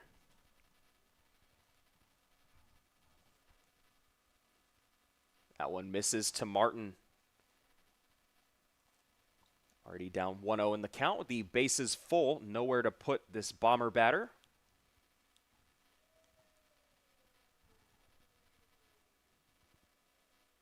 Doskasil at third, Mingo at second, McNear at first. That one is in there for a strike.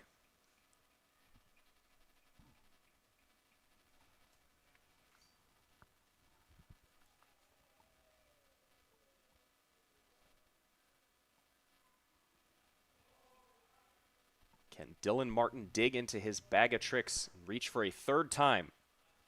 That one is cued off the inner half of the bat, and that one is poked into foul territory. Behind the Riptide bullpen, he is down in the count 1-2. 1-2 count, good chance here for Julian Hines to get one out on the board. Do it against a really good hitter against Martin.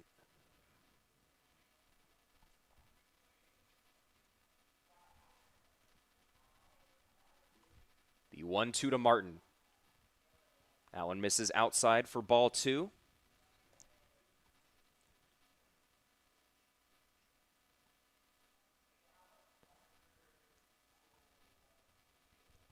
For Dylan Martin, one of his favorite memories was defeating Wisconsin lacrosse twice in May to win the program's first ever NCAA Division II regional title with Claremont McKenna. And he now has worked it full. It is a full count. Yeah, another long at bat gets it full once again. The Bombers do in this inning. Nowhere to put him. Bases loaded, no outs.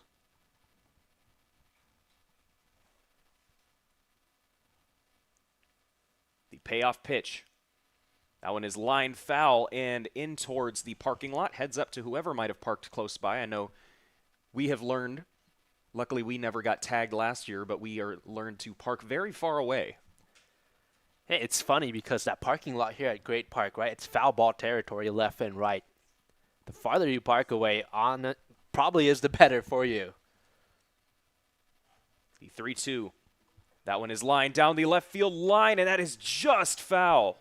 The Riptide catch a monumentous break right there. Maybe a foot, maybe 2 feet left of that white line down the line. And you're right, Colin, that is a big break because if that dropped, that's multiple runs coming across for the Bombers.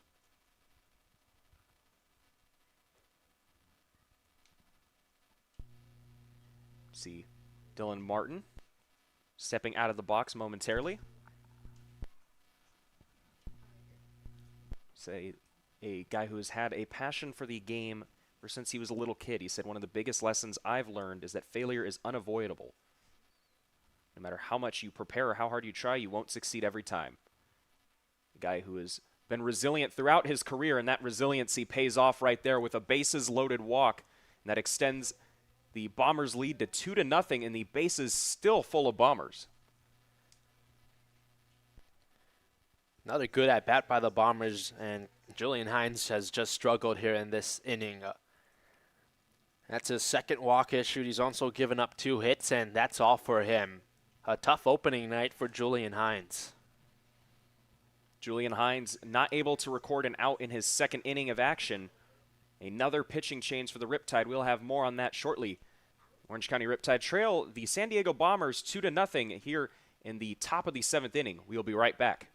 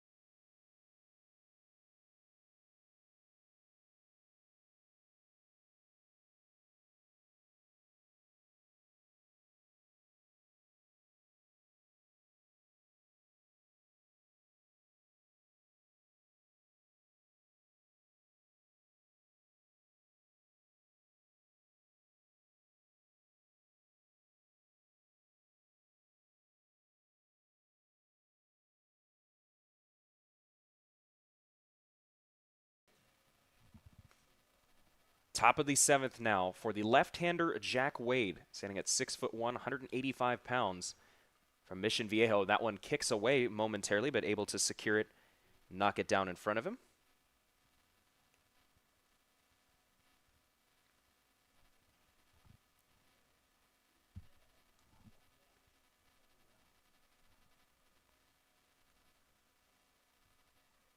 That 1-0 from Wade is in there for a strike. Yeah, first appearance of the summer for Jack Wade. It's a tough situation to get put into. Bases loaded, still no outs for the Washington product. The 1-1 to Jackson Summers, who worked a walk and then advanced on a wild pitch in that 6th inning.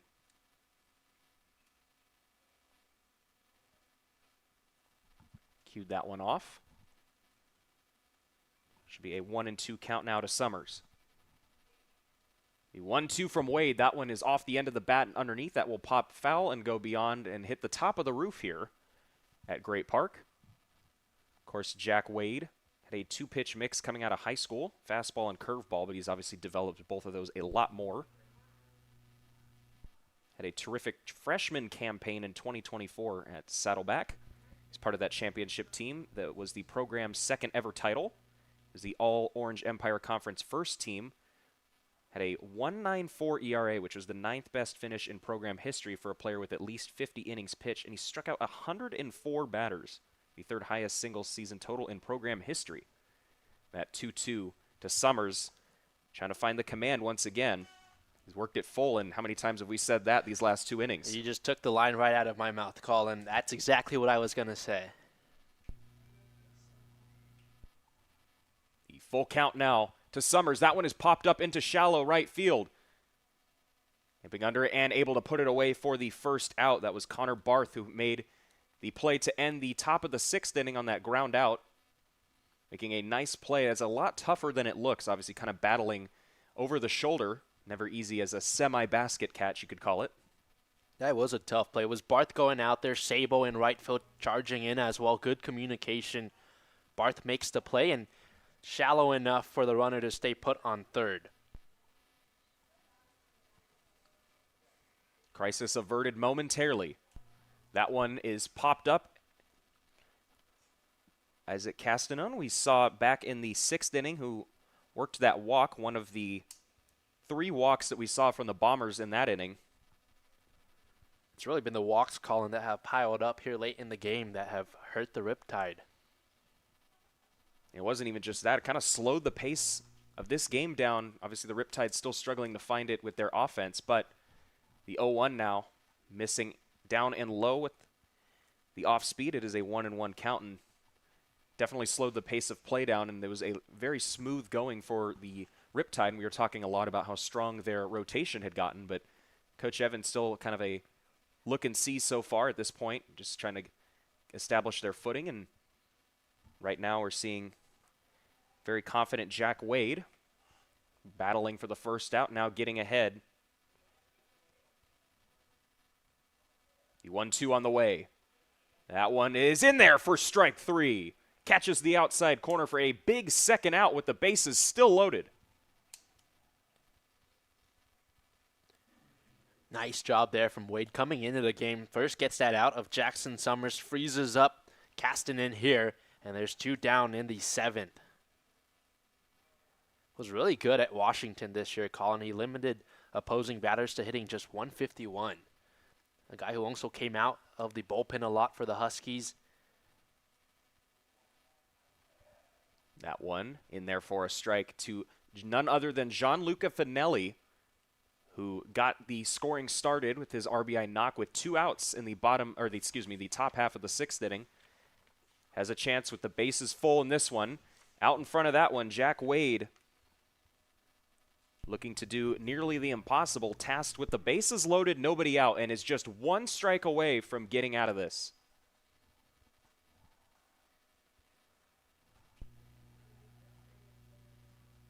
The 0-2, that one is lined towards right field, just a little late as that one scurries into the right field foul territory here at Great Park. See who wants to go chase that one down in a couple minutes. And Gianluca Finelli already cashed in a run a day. I'm looking at the scorebook from the opening day last year. He had 3 RBIs and a home run, along with 2 hits. So a monster opening day for him last summer, and he's got the bases loaded here. Finelli looking to add on. The 0-2, that one is popped up and foul. He lives to see another pitch.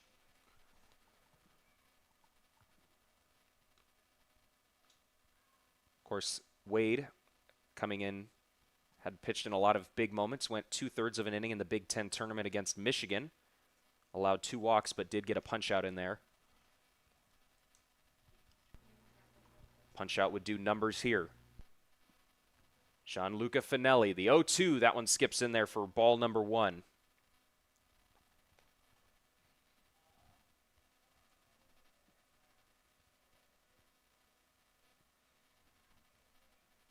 Critical point in this one.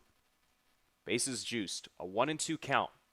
Wade delivers, and he got him for strike 3. Wade fights through the impossible and gets through it unscathed. The Bombers did scratch one across earlier in the inning. They still lead it 2-0. The Riptide coming up in the bottom of the 7th inning.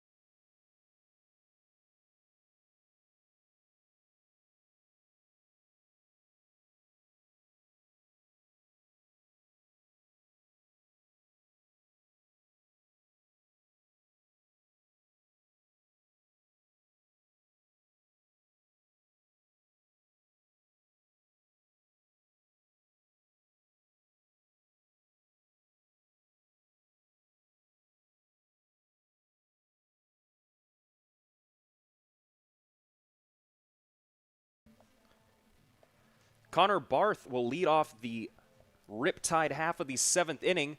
The Bombers were able to tack one more on and still lead it 2-0. Still facing Birchie on the mound, the tall 6'8". I will not say the other number once again. He misses high for ball number 1, and that will be a quick mound visit. I'll challenge you again. 6'8". He played 2 sports in high school. Baseball, obviously one of them. What do you think the other one was? I'm just going to take a wild guess. I'm going to take a wild guess and assume it's basketball. You would be right. Yep. There you go. You're 1 for 2 on the day. I'm batting .500, and Connor Barth looking to get his first hit. He does not have an average yet on the campaign. Went down via the strikeout in the 1st, and then flew out to center back in the 4th. Riptide desperately searching for something. That one missed low, the heater, 2-1. You know, and as tough as that last inning felt for the Riptide, just 1 run came across, so it's a 2-0 ball game. The Riptide have the batters that can get them back in this game really quick. The 2-1 now. That one, a good take from Barth, is that is high for ball number 3. Of course, appeared in 10 games as a reliever in his first collegiate season. through at least 1 inning and 9 outings. That one in there, a late call, but nonetheless catches the outside corner. Did look good from the release. It is a full count. Made his collegiate debut on March 2nd at Pacific Lutheran, where he allowed 2 runs in 1 inning, and it was a non-conference game. Posted his first scoreless outing back on March 25th when he struck out 2 and walked 2 in a scoreless frame at Bushnell. That one to Barth is fouled back. It is still a full count.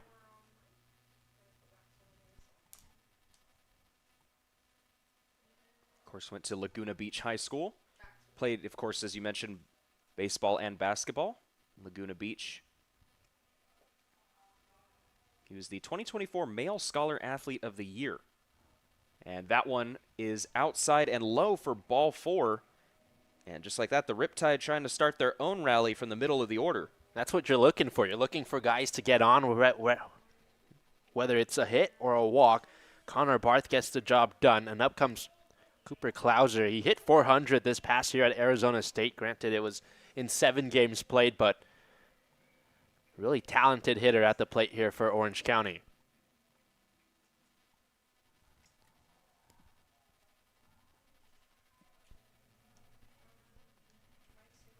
Rather, that's not Cooper Klauser. That is Nate Pone. So some changes from Brian Evans here as the Riptide look to climb out of this 2-0 deficit.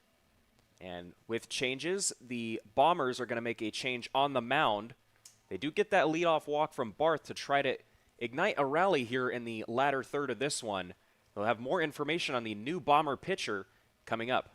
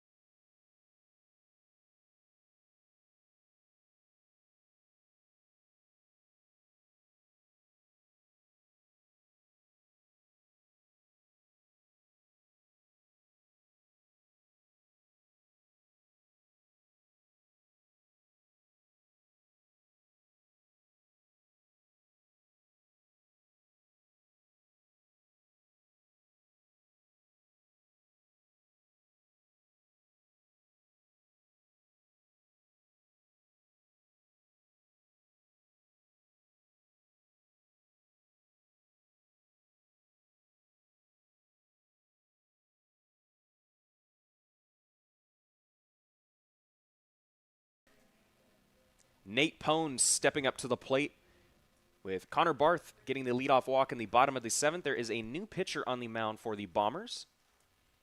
It is number 54, Luke Oblin, and that one from Pone is bunted, and that is going to be a successful sacrifice, and he moves Barth into scoring position, so a productive out in Pone's first at bat.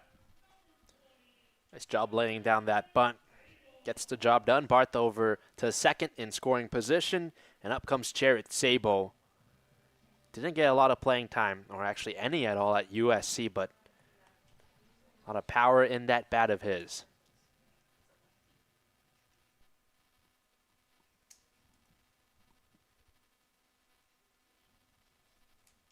Jarrett Sable hit it hard back in the 4th inning, and it was a line out. Looking for his first knock in this one. Takes that first one for a ball. That one is lined over the head and towards short. That is not going to be in time. That is going to be an infield single. The power slugging left-hander gets on with a little bit of weak contact. Nonetheless, the Riptide are in business. Well, I'll tell you what, Colin, it looked like it was going to bounce right back to the mound, and the pitcher, Oblin, was going to make the play, but it was a little too high, goes over his head, and just a really tough ask for Barnes over there at second to make that play.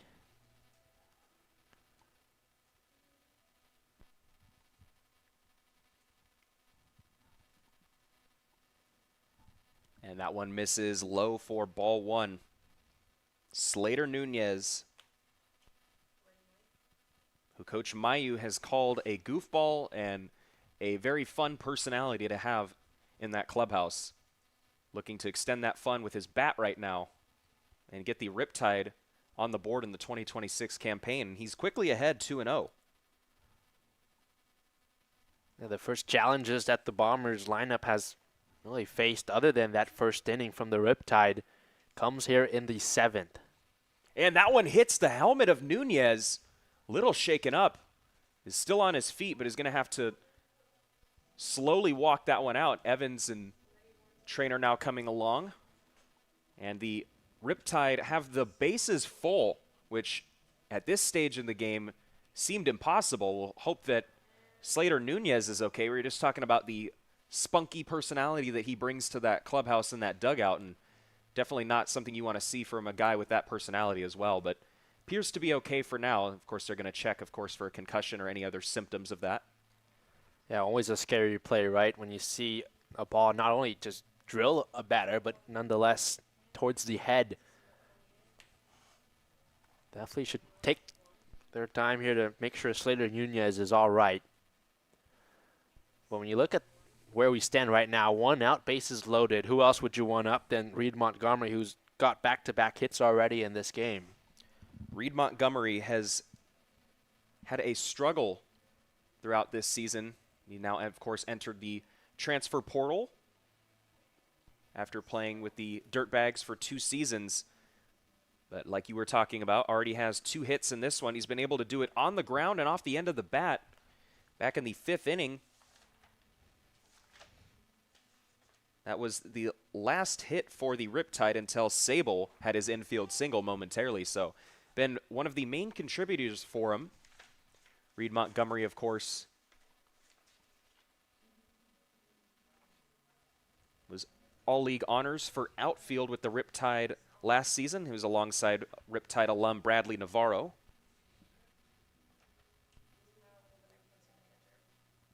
Had the team leading, as I mentioned, 26 RBIs for the Riptide, and it was moments like this where he was able to deliver. Oblong's still kind of warming up there, checking on Nunez, and it does look like he will come out of this game. He's able to walk off under his own power. Still scary nonetheless. See who they put out on first base. And you can hear it from up here, the sound from the contact the ball made with his helmet. But hopefully Slater Nunez is all right. And in comes a pinch runner for him for the Riptide. That is the 5'11" infielder, Travis Curry from Rancho Santa Margarita, California, and he went to Huntington Beach with the Oilers.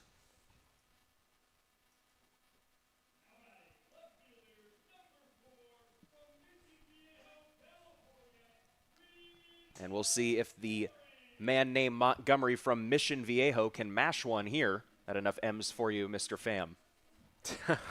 I like what you did there. I had to get as much in as I could. Potential preview for what that call would look like if Montgomery is able to get a nice piece here. Definitely make a lot of Riptide fans happy. Reed Montgomery listed at 210 pounds, and I would say that's of pure muscle. That one is skipped in there for ball one. Already been on time or aboard both times with a knock. Another base hit here would potentially tie this one up. He's in a prime position.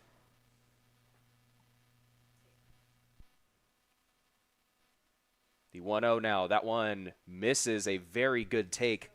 Very close pitch on the outer half. He is ahead 2-0, and if you're Oblong here, not sure where you try to go to.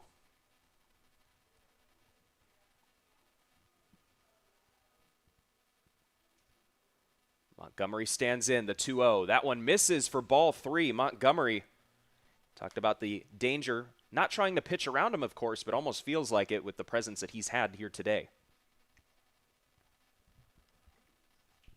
Yeah, definitely a tough situation. 3-0 can't read Montgomery. You got to think was going to want to do something here. 3-0 with nowhere to put Montgomery. That one misses for ball 4. A 4-pitch walk brings in the first Riptide runner of the 2026 season. They are now down 2-1 and turn it over to the top of the order for Alex Dolan. You get them any way you can. It starts with the walk from Connor Barth, gets all the way around at third, and Reed Montgomery, an excellent at-bat there, gets the walk, and the Riptide have their first run of the summer.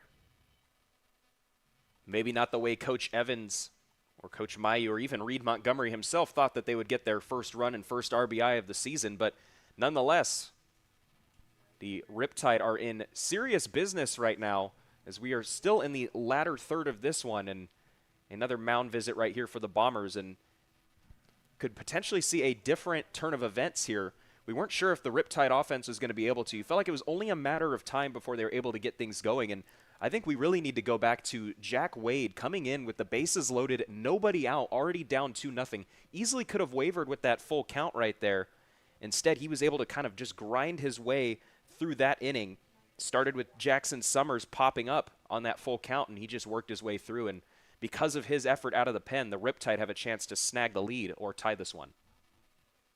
That one misses outside for ball 1 to Alex Dolan. And to that point, yeah, that inning could have gotten really bad for the Riptide, but just one run comes across. Really nice work from Jack Wade to keep the Riptide in this game. The 1-0 to Dolan, missing outside, ball 2. That is now ball 6. Oblong struggling on the mound right now.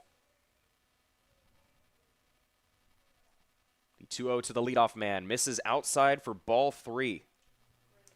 The Riptide are one ball away from tying this one up without even having to swing the lumber.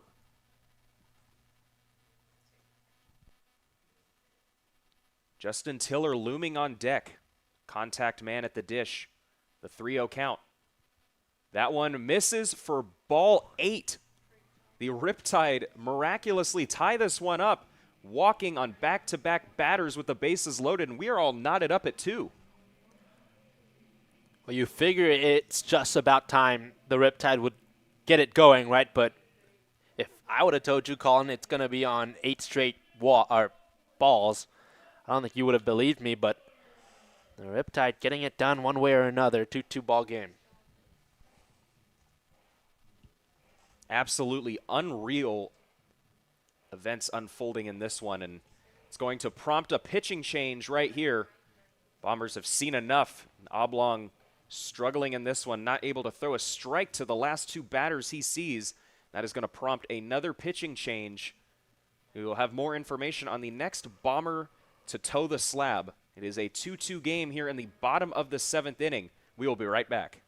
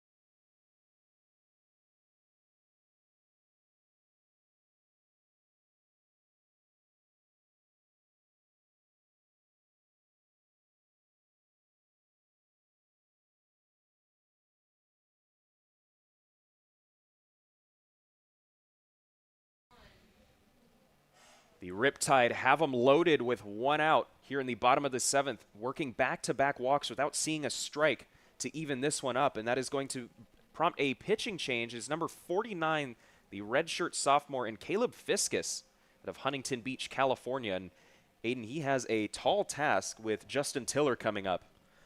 Yeah, similar situation to Jack Wade, but the bases are loaded. In comes Caleb Fiskus with one out, and well, his job first off is to find a strike because that's 8 straight balls from the Bombers to allow those 2 runs across. But Fiskus pitched against the Riptide last summer when he was a member of the San Diego Waves, so it's obviously a different lineup and a different team, but a guy who has experience playing in the CCL.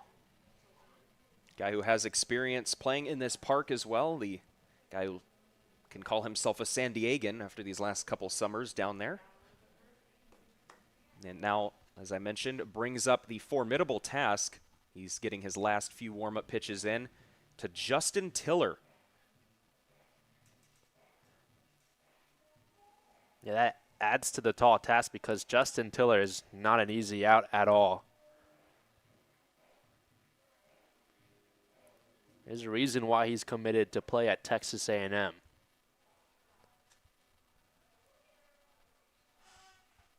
The Riptide looking for their first lead of the 2026 season. They will turn to one of their 4 returners in Justin Tiller. The first pitch on the way, that one is lined foul. See, Tiller was ready to go at that one, and for the Bombers, they're just happy to see a strike.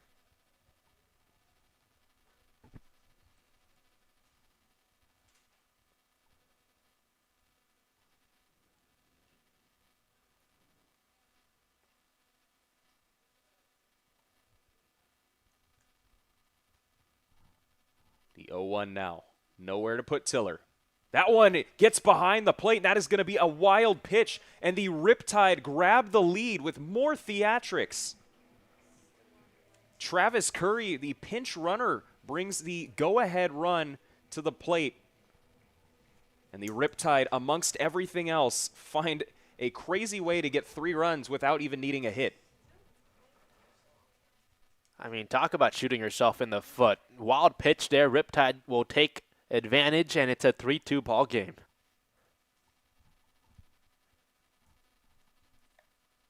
The 1-1 on the way to Tiller. That one misses low for ball 2.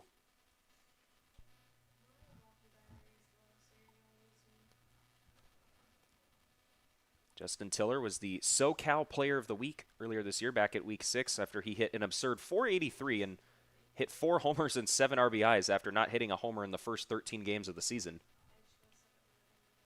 That power was on display last year, and he lines that one into the Irvine Knight.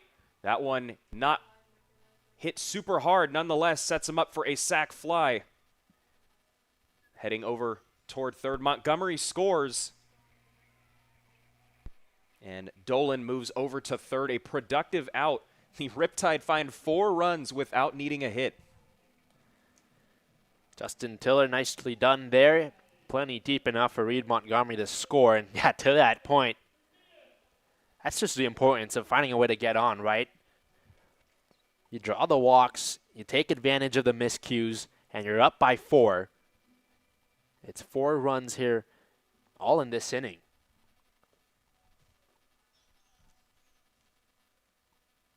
Thomas Surinis now stepping up, the 8th Riptide to see a plate appearance here.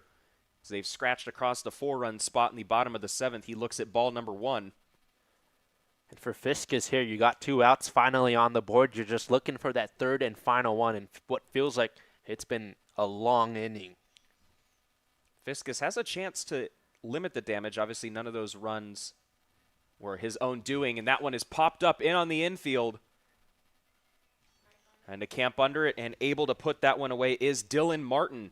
But the Riptide snag 4 runs here in the bottom of the 7th inning. Some late-stage heroics without needing a hit to get all 4 of those across. They take the 4-2 lead heading into the top of the 8th. We will be right back.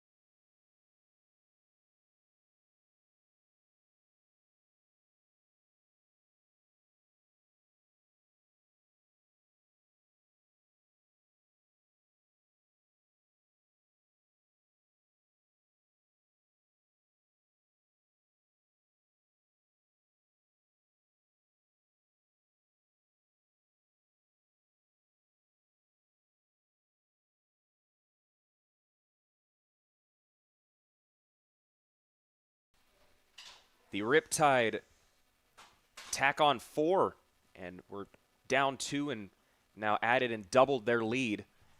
They have a new pitcher on the mound, and number 45, Dylan Orr, the redshirt senior right-hander from Surprise, Arizona, previously at Grand Canyon, alongside teammate Tommy McGuire, who started off this one. And I know you have a little bit more on him other than my crazy surprise, but that actually is the city he's from. It is the city he's from, but yeah, just finished his first season at GCU. He redshirted the year prior there due to an injury. You talk about Tommy McGuire, who got the start. Orr is the 9th pitcher utilized tonight by Orange County. And that one hit off of like an Orr-like pitch. That one is lined over towards second, and that was at short, that was Travis Curry, who we saw come in and score the go-ahead run in the bottom of the 7th, able to get it over towards Tiller for the first out of the 8th.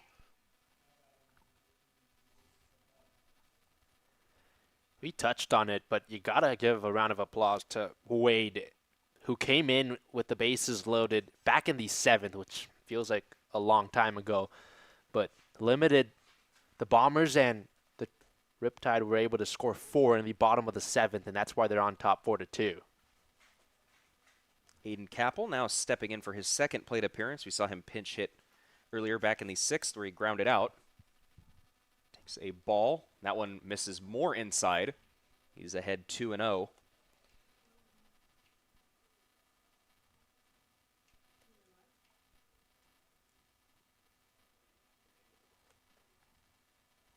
Aiden Capel, the 5'9" infielder, at 185 pounds from Long Beach, California, and went to Los Alamitos High School. Also played for the CBA Bears Club, where he pitched and played shortstop. Also played at the hot corner. Spent his sophomore year at Golden West College. He didn't play there. He previously went to Nichols University. 3-0. That one is in there for a strike. And trying to work his way back into it is Orr.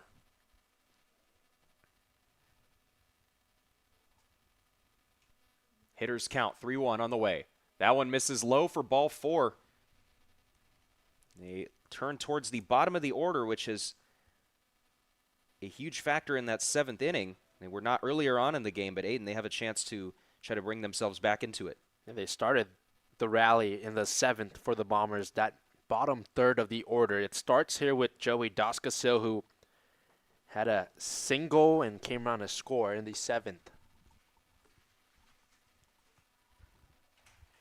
Doscasil trying to avoid getting on top of one right there and got underneath that one and lined it straight back into the backstop.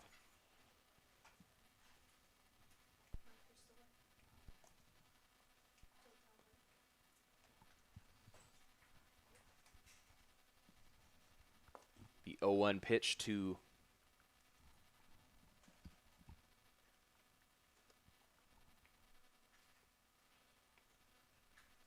one misses. Dylan Orr saw limited action at GCU this year, just 3 appearances, a 5.06 ERA and 5 1/3 innings pitched. We'll get a lot more opportunities with the Riptide here. He tries to backdoor a slider and nearly clips him. Yeah, he was committed to Tennessee out of high school originally, and Tennessee a powerhouse in college baseball, but made the switch to Yavapai College and spent 2 seasons there, and now at Grand Canyon.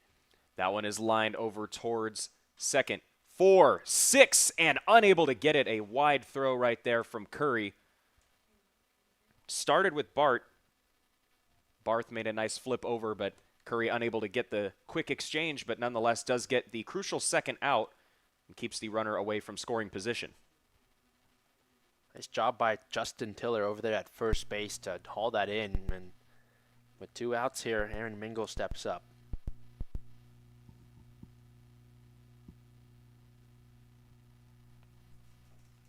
The 6'5" right-handed slugger worked a walk back in the 7th and made his way over toward third, but was unable to score after they had the bases loaded. Hacks and misses at the off speed, and a good look right there from Orr. Big swing from Mingo.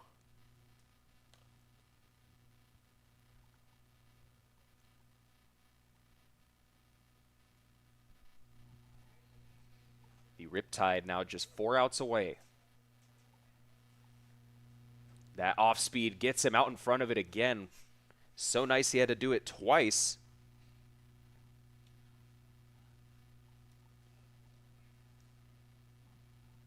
And, you know, they say not to go to a pitch 3 times, Aiden, but I'm feeling pretty confident he's going to do the exact same thing. Let's see here, Colin.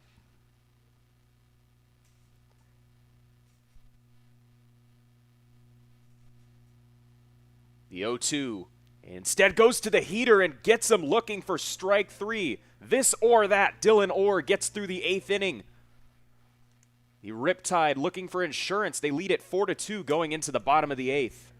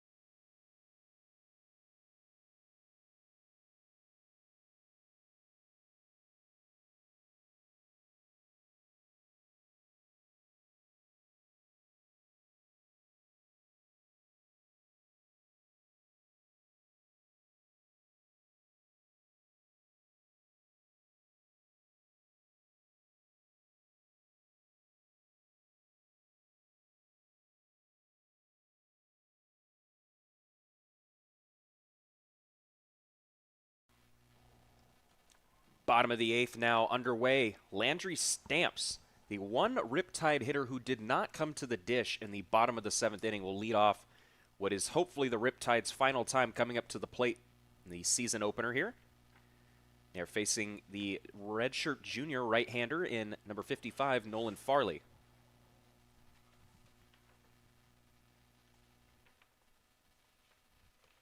And Stamps gets little piece of that one, and that is fouled back, 0-2. And I know, Aiden, we were talking about it with Coach Evans, and we'll have to do a little bit more digging here, but I feel like with the amount of pitchers that they've used, they've already gone through what he told us. Dylan Orr was his emergency pitcher, and you wonder who he might try to go to in the 9th. It's going to be interesting to see who does come out there for the Riptide. A loaded staff this season.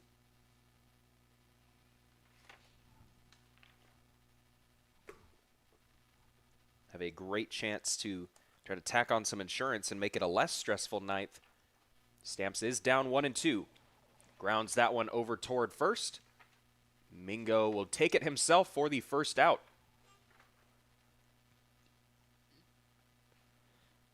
Nicely done over there at first by Mingo, and out number 1 here of the 8th inning. Connor Barth will now come up. is not reached with a hit yet, but did work a crucial walk and was one of the 4 Riptide runners to score. Helped start that 7th inning. He was moved over towards second.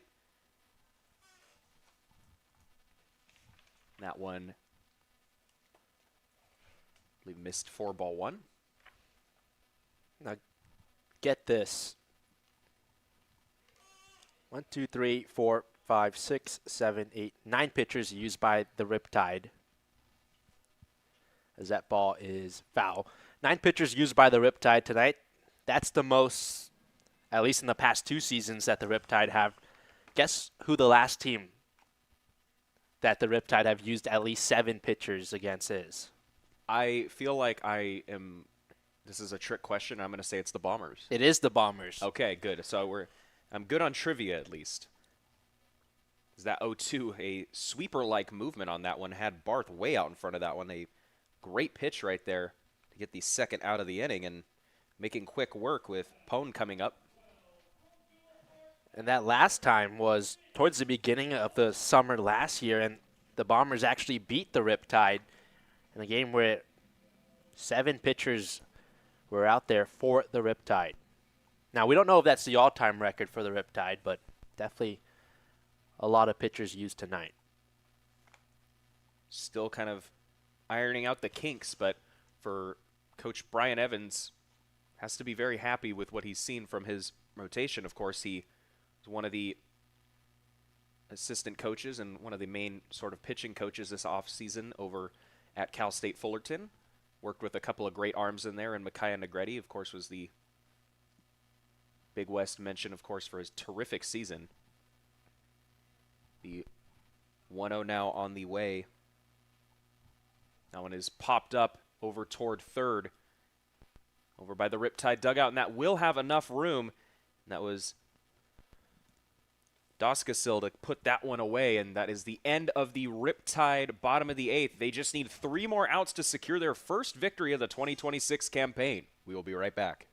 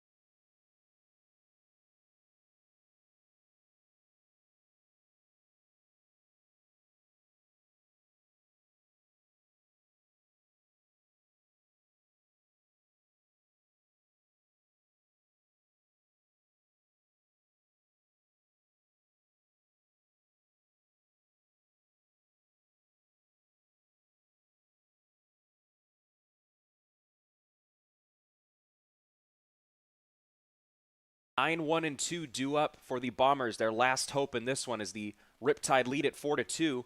A new pitcher on the mound, the two-way player in Dayton Thompson.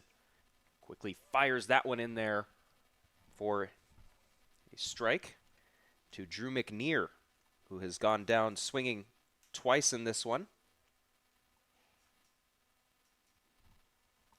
That one did miss. It is a ball for Dayton Thompson, one of the guys that Coach Mayu had mentioned a very versatile player. He's a sophomore right-handed pitcher out of Mount Sac. That's 6'1", just 165 pounds, a very light frame. He started in 10 of the 13 appearances he had 47 strikeouts in 54 innings of work, nearly 8 Ks per 9.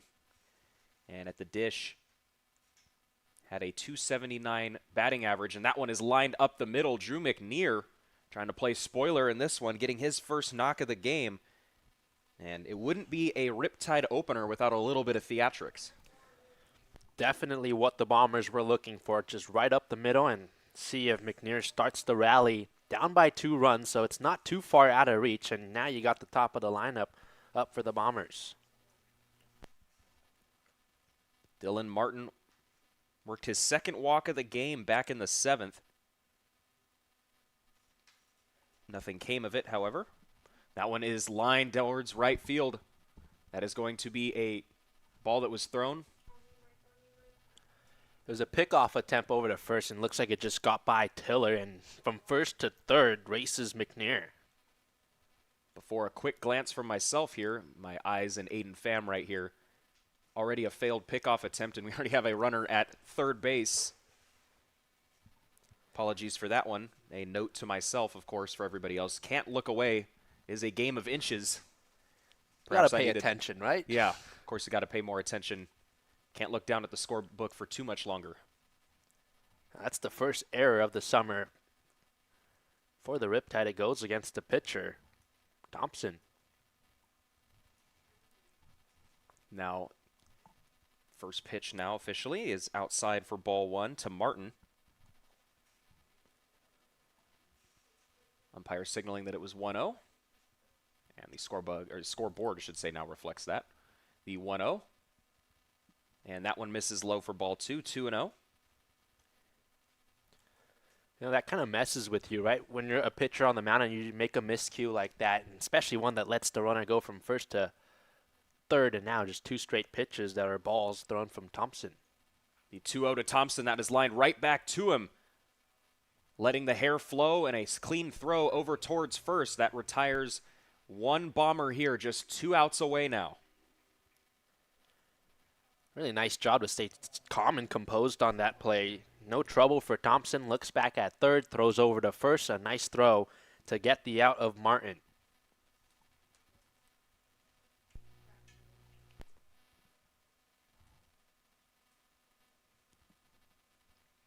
And squaring around, and that one got to the backstop and took a crazy carom. Pone was able to somehow get on top of that one, and McNear will have to hold over at third base. And if we haven't already seen enough craziness in this game, especially with command, and another one fortunately goes a friendly bounce towards the Riptide, that keeps them up 2. I was just going to say, it's fortunate for Pone that ball ricocheted right back towards him, or that would have been trouble. Nonetheless, it was just ball 1 in the scorebook. That one did miss on the high outside part of the plate for ball 2.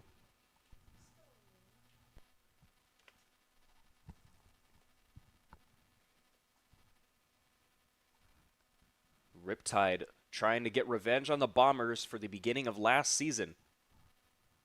Still need 2 more outs to do it. That pitch misses low. He pulled it out of his hand. It is 3-0 and about to get into the heart of the order.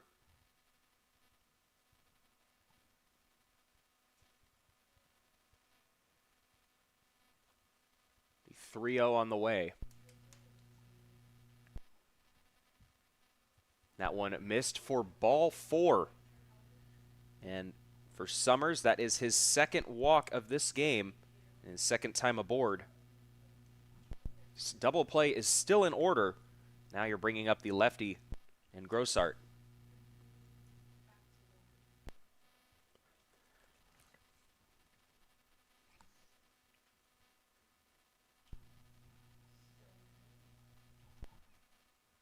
Instead, it is a pinch hit, or excuse me, it was in Castanen, who I mentioned pinch hit back earlier in this game. He's back for another plate appearance. The lefty hacks and misses, or rather fouled it back towards left field in foul territory for strike 1. The clock strikes 9, and the Riptide need 2 more still. One missed outside. It is a 1-1 count.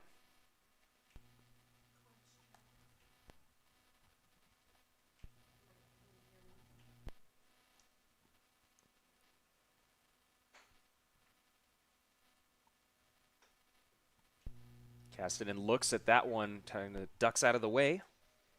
Almost came back to catch the inner half of the plate, but instead is a 2-1 count. Of course, had a walk-off single over Kaiser back on March 29th. I mentioned that earlier. And that one is low, close but low for ball 3. And just when we thought this game wouldn't get any more interesting, they are now just one ball away from loading up the bases and putting the tying run just 180 feet away.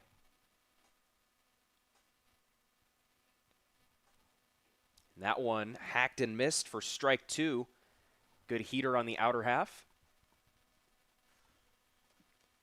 And right now for Thompson, do you feel he's going to go back to that heater? He's got that fastball. It sits 82 to 92. Got a big swing there from Castanen. Should be interesting if he goes back to it. And he does, but he misses high and outside for ball 4. The bases are loaded. The Bombers threatening the tying run in scoring position. Back-to-back walks do it for him. That is going to prompt a mound visit from Coach Evans. And, of course, the game just now stretching over the 3-hour mark here in a beautiful night here in Irvine at Great Park. And I would say this has more than lived up to the expectations and hype that we've had coming into this season. It's been a great game, and partner, we've seen everything in this game. We've seen somebody get domed in the head, unfortunately, but also a lot of really weird-looking plays. Some of them in this inning alone. We've seen a flurry of walks. Talked about the back-to-back that we've seen for the Bombers.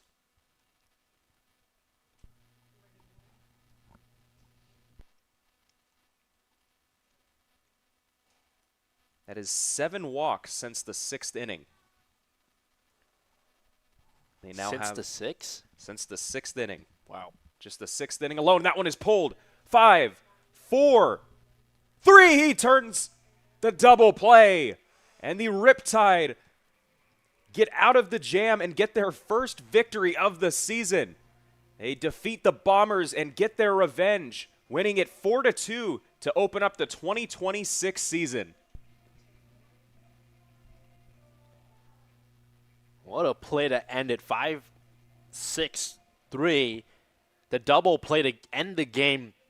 I tell you what, Colin, it wasn't pretty, but the Riptide find a way to get it done, and that's all that matters early on in the season here. You get the win on opening day, 4-2.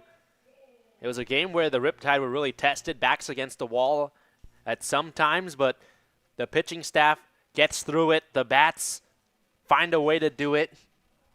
We're kind of helped by the pitching staff, but that's baseball. Sometimes you got to win in ugly games, and the Riptide did that tonight.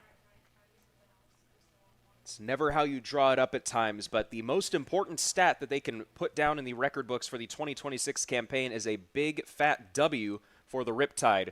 It wasn't pretty, as you had mentioned. They worked their way around a flurry of walks, talked about the Bombers threatening every inning. And after a very slow first half, the game quickly turned around. We saw no runs scored through the first half of the game and then a combined 6th within 2 innings. And the Riptide do start the campaign off victorious, and there's a lot to look forward to this team, at least as you look further into the season. There is, and there's a lot that Brian Evans, I'm sure, is going to want to clean up, especially on the pitching side of things, but you also want to get the bats going. There's a lot of room to grow for the Riptide. I think that's the point here, but it's only up from here. Absolutely. For the Riptide, it was a grueling victory, and, you know, they had a lot of those last season. When you think about it, you talked about the 8-game win streak they had in July.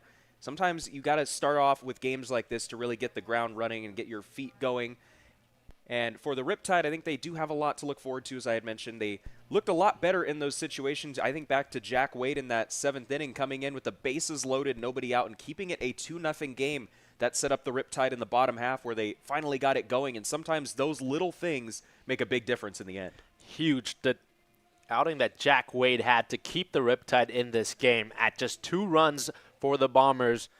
And then in the bottom of the 7th, 4 runs across, and the Riptide can go home with a big smile on their face with a 4-2 win and a 1-0 start to the year.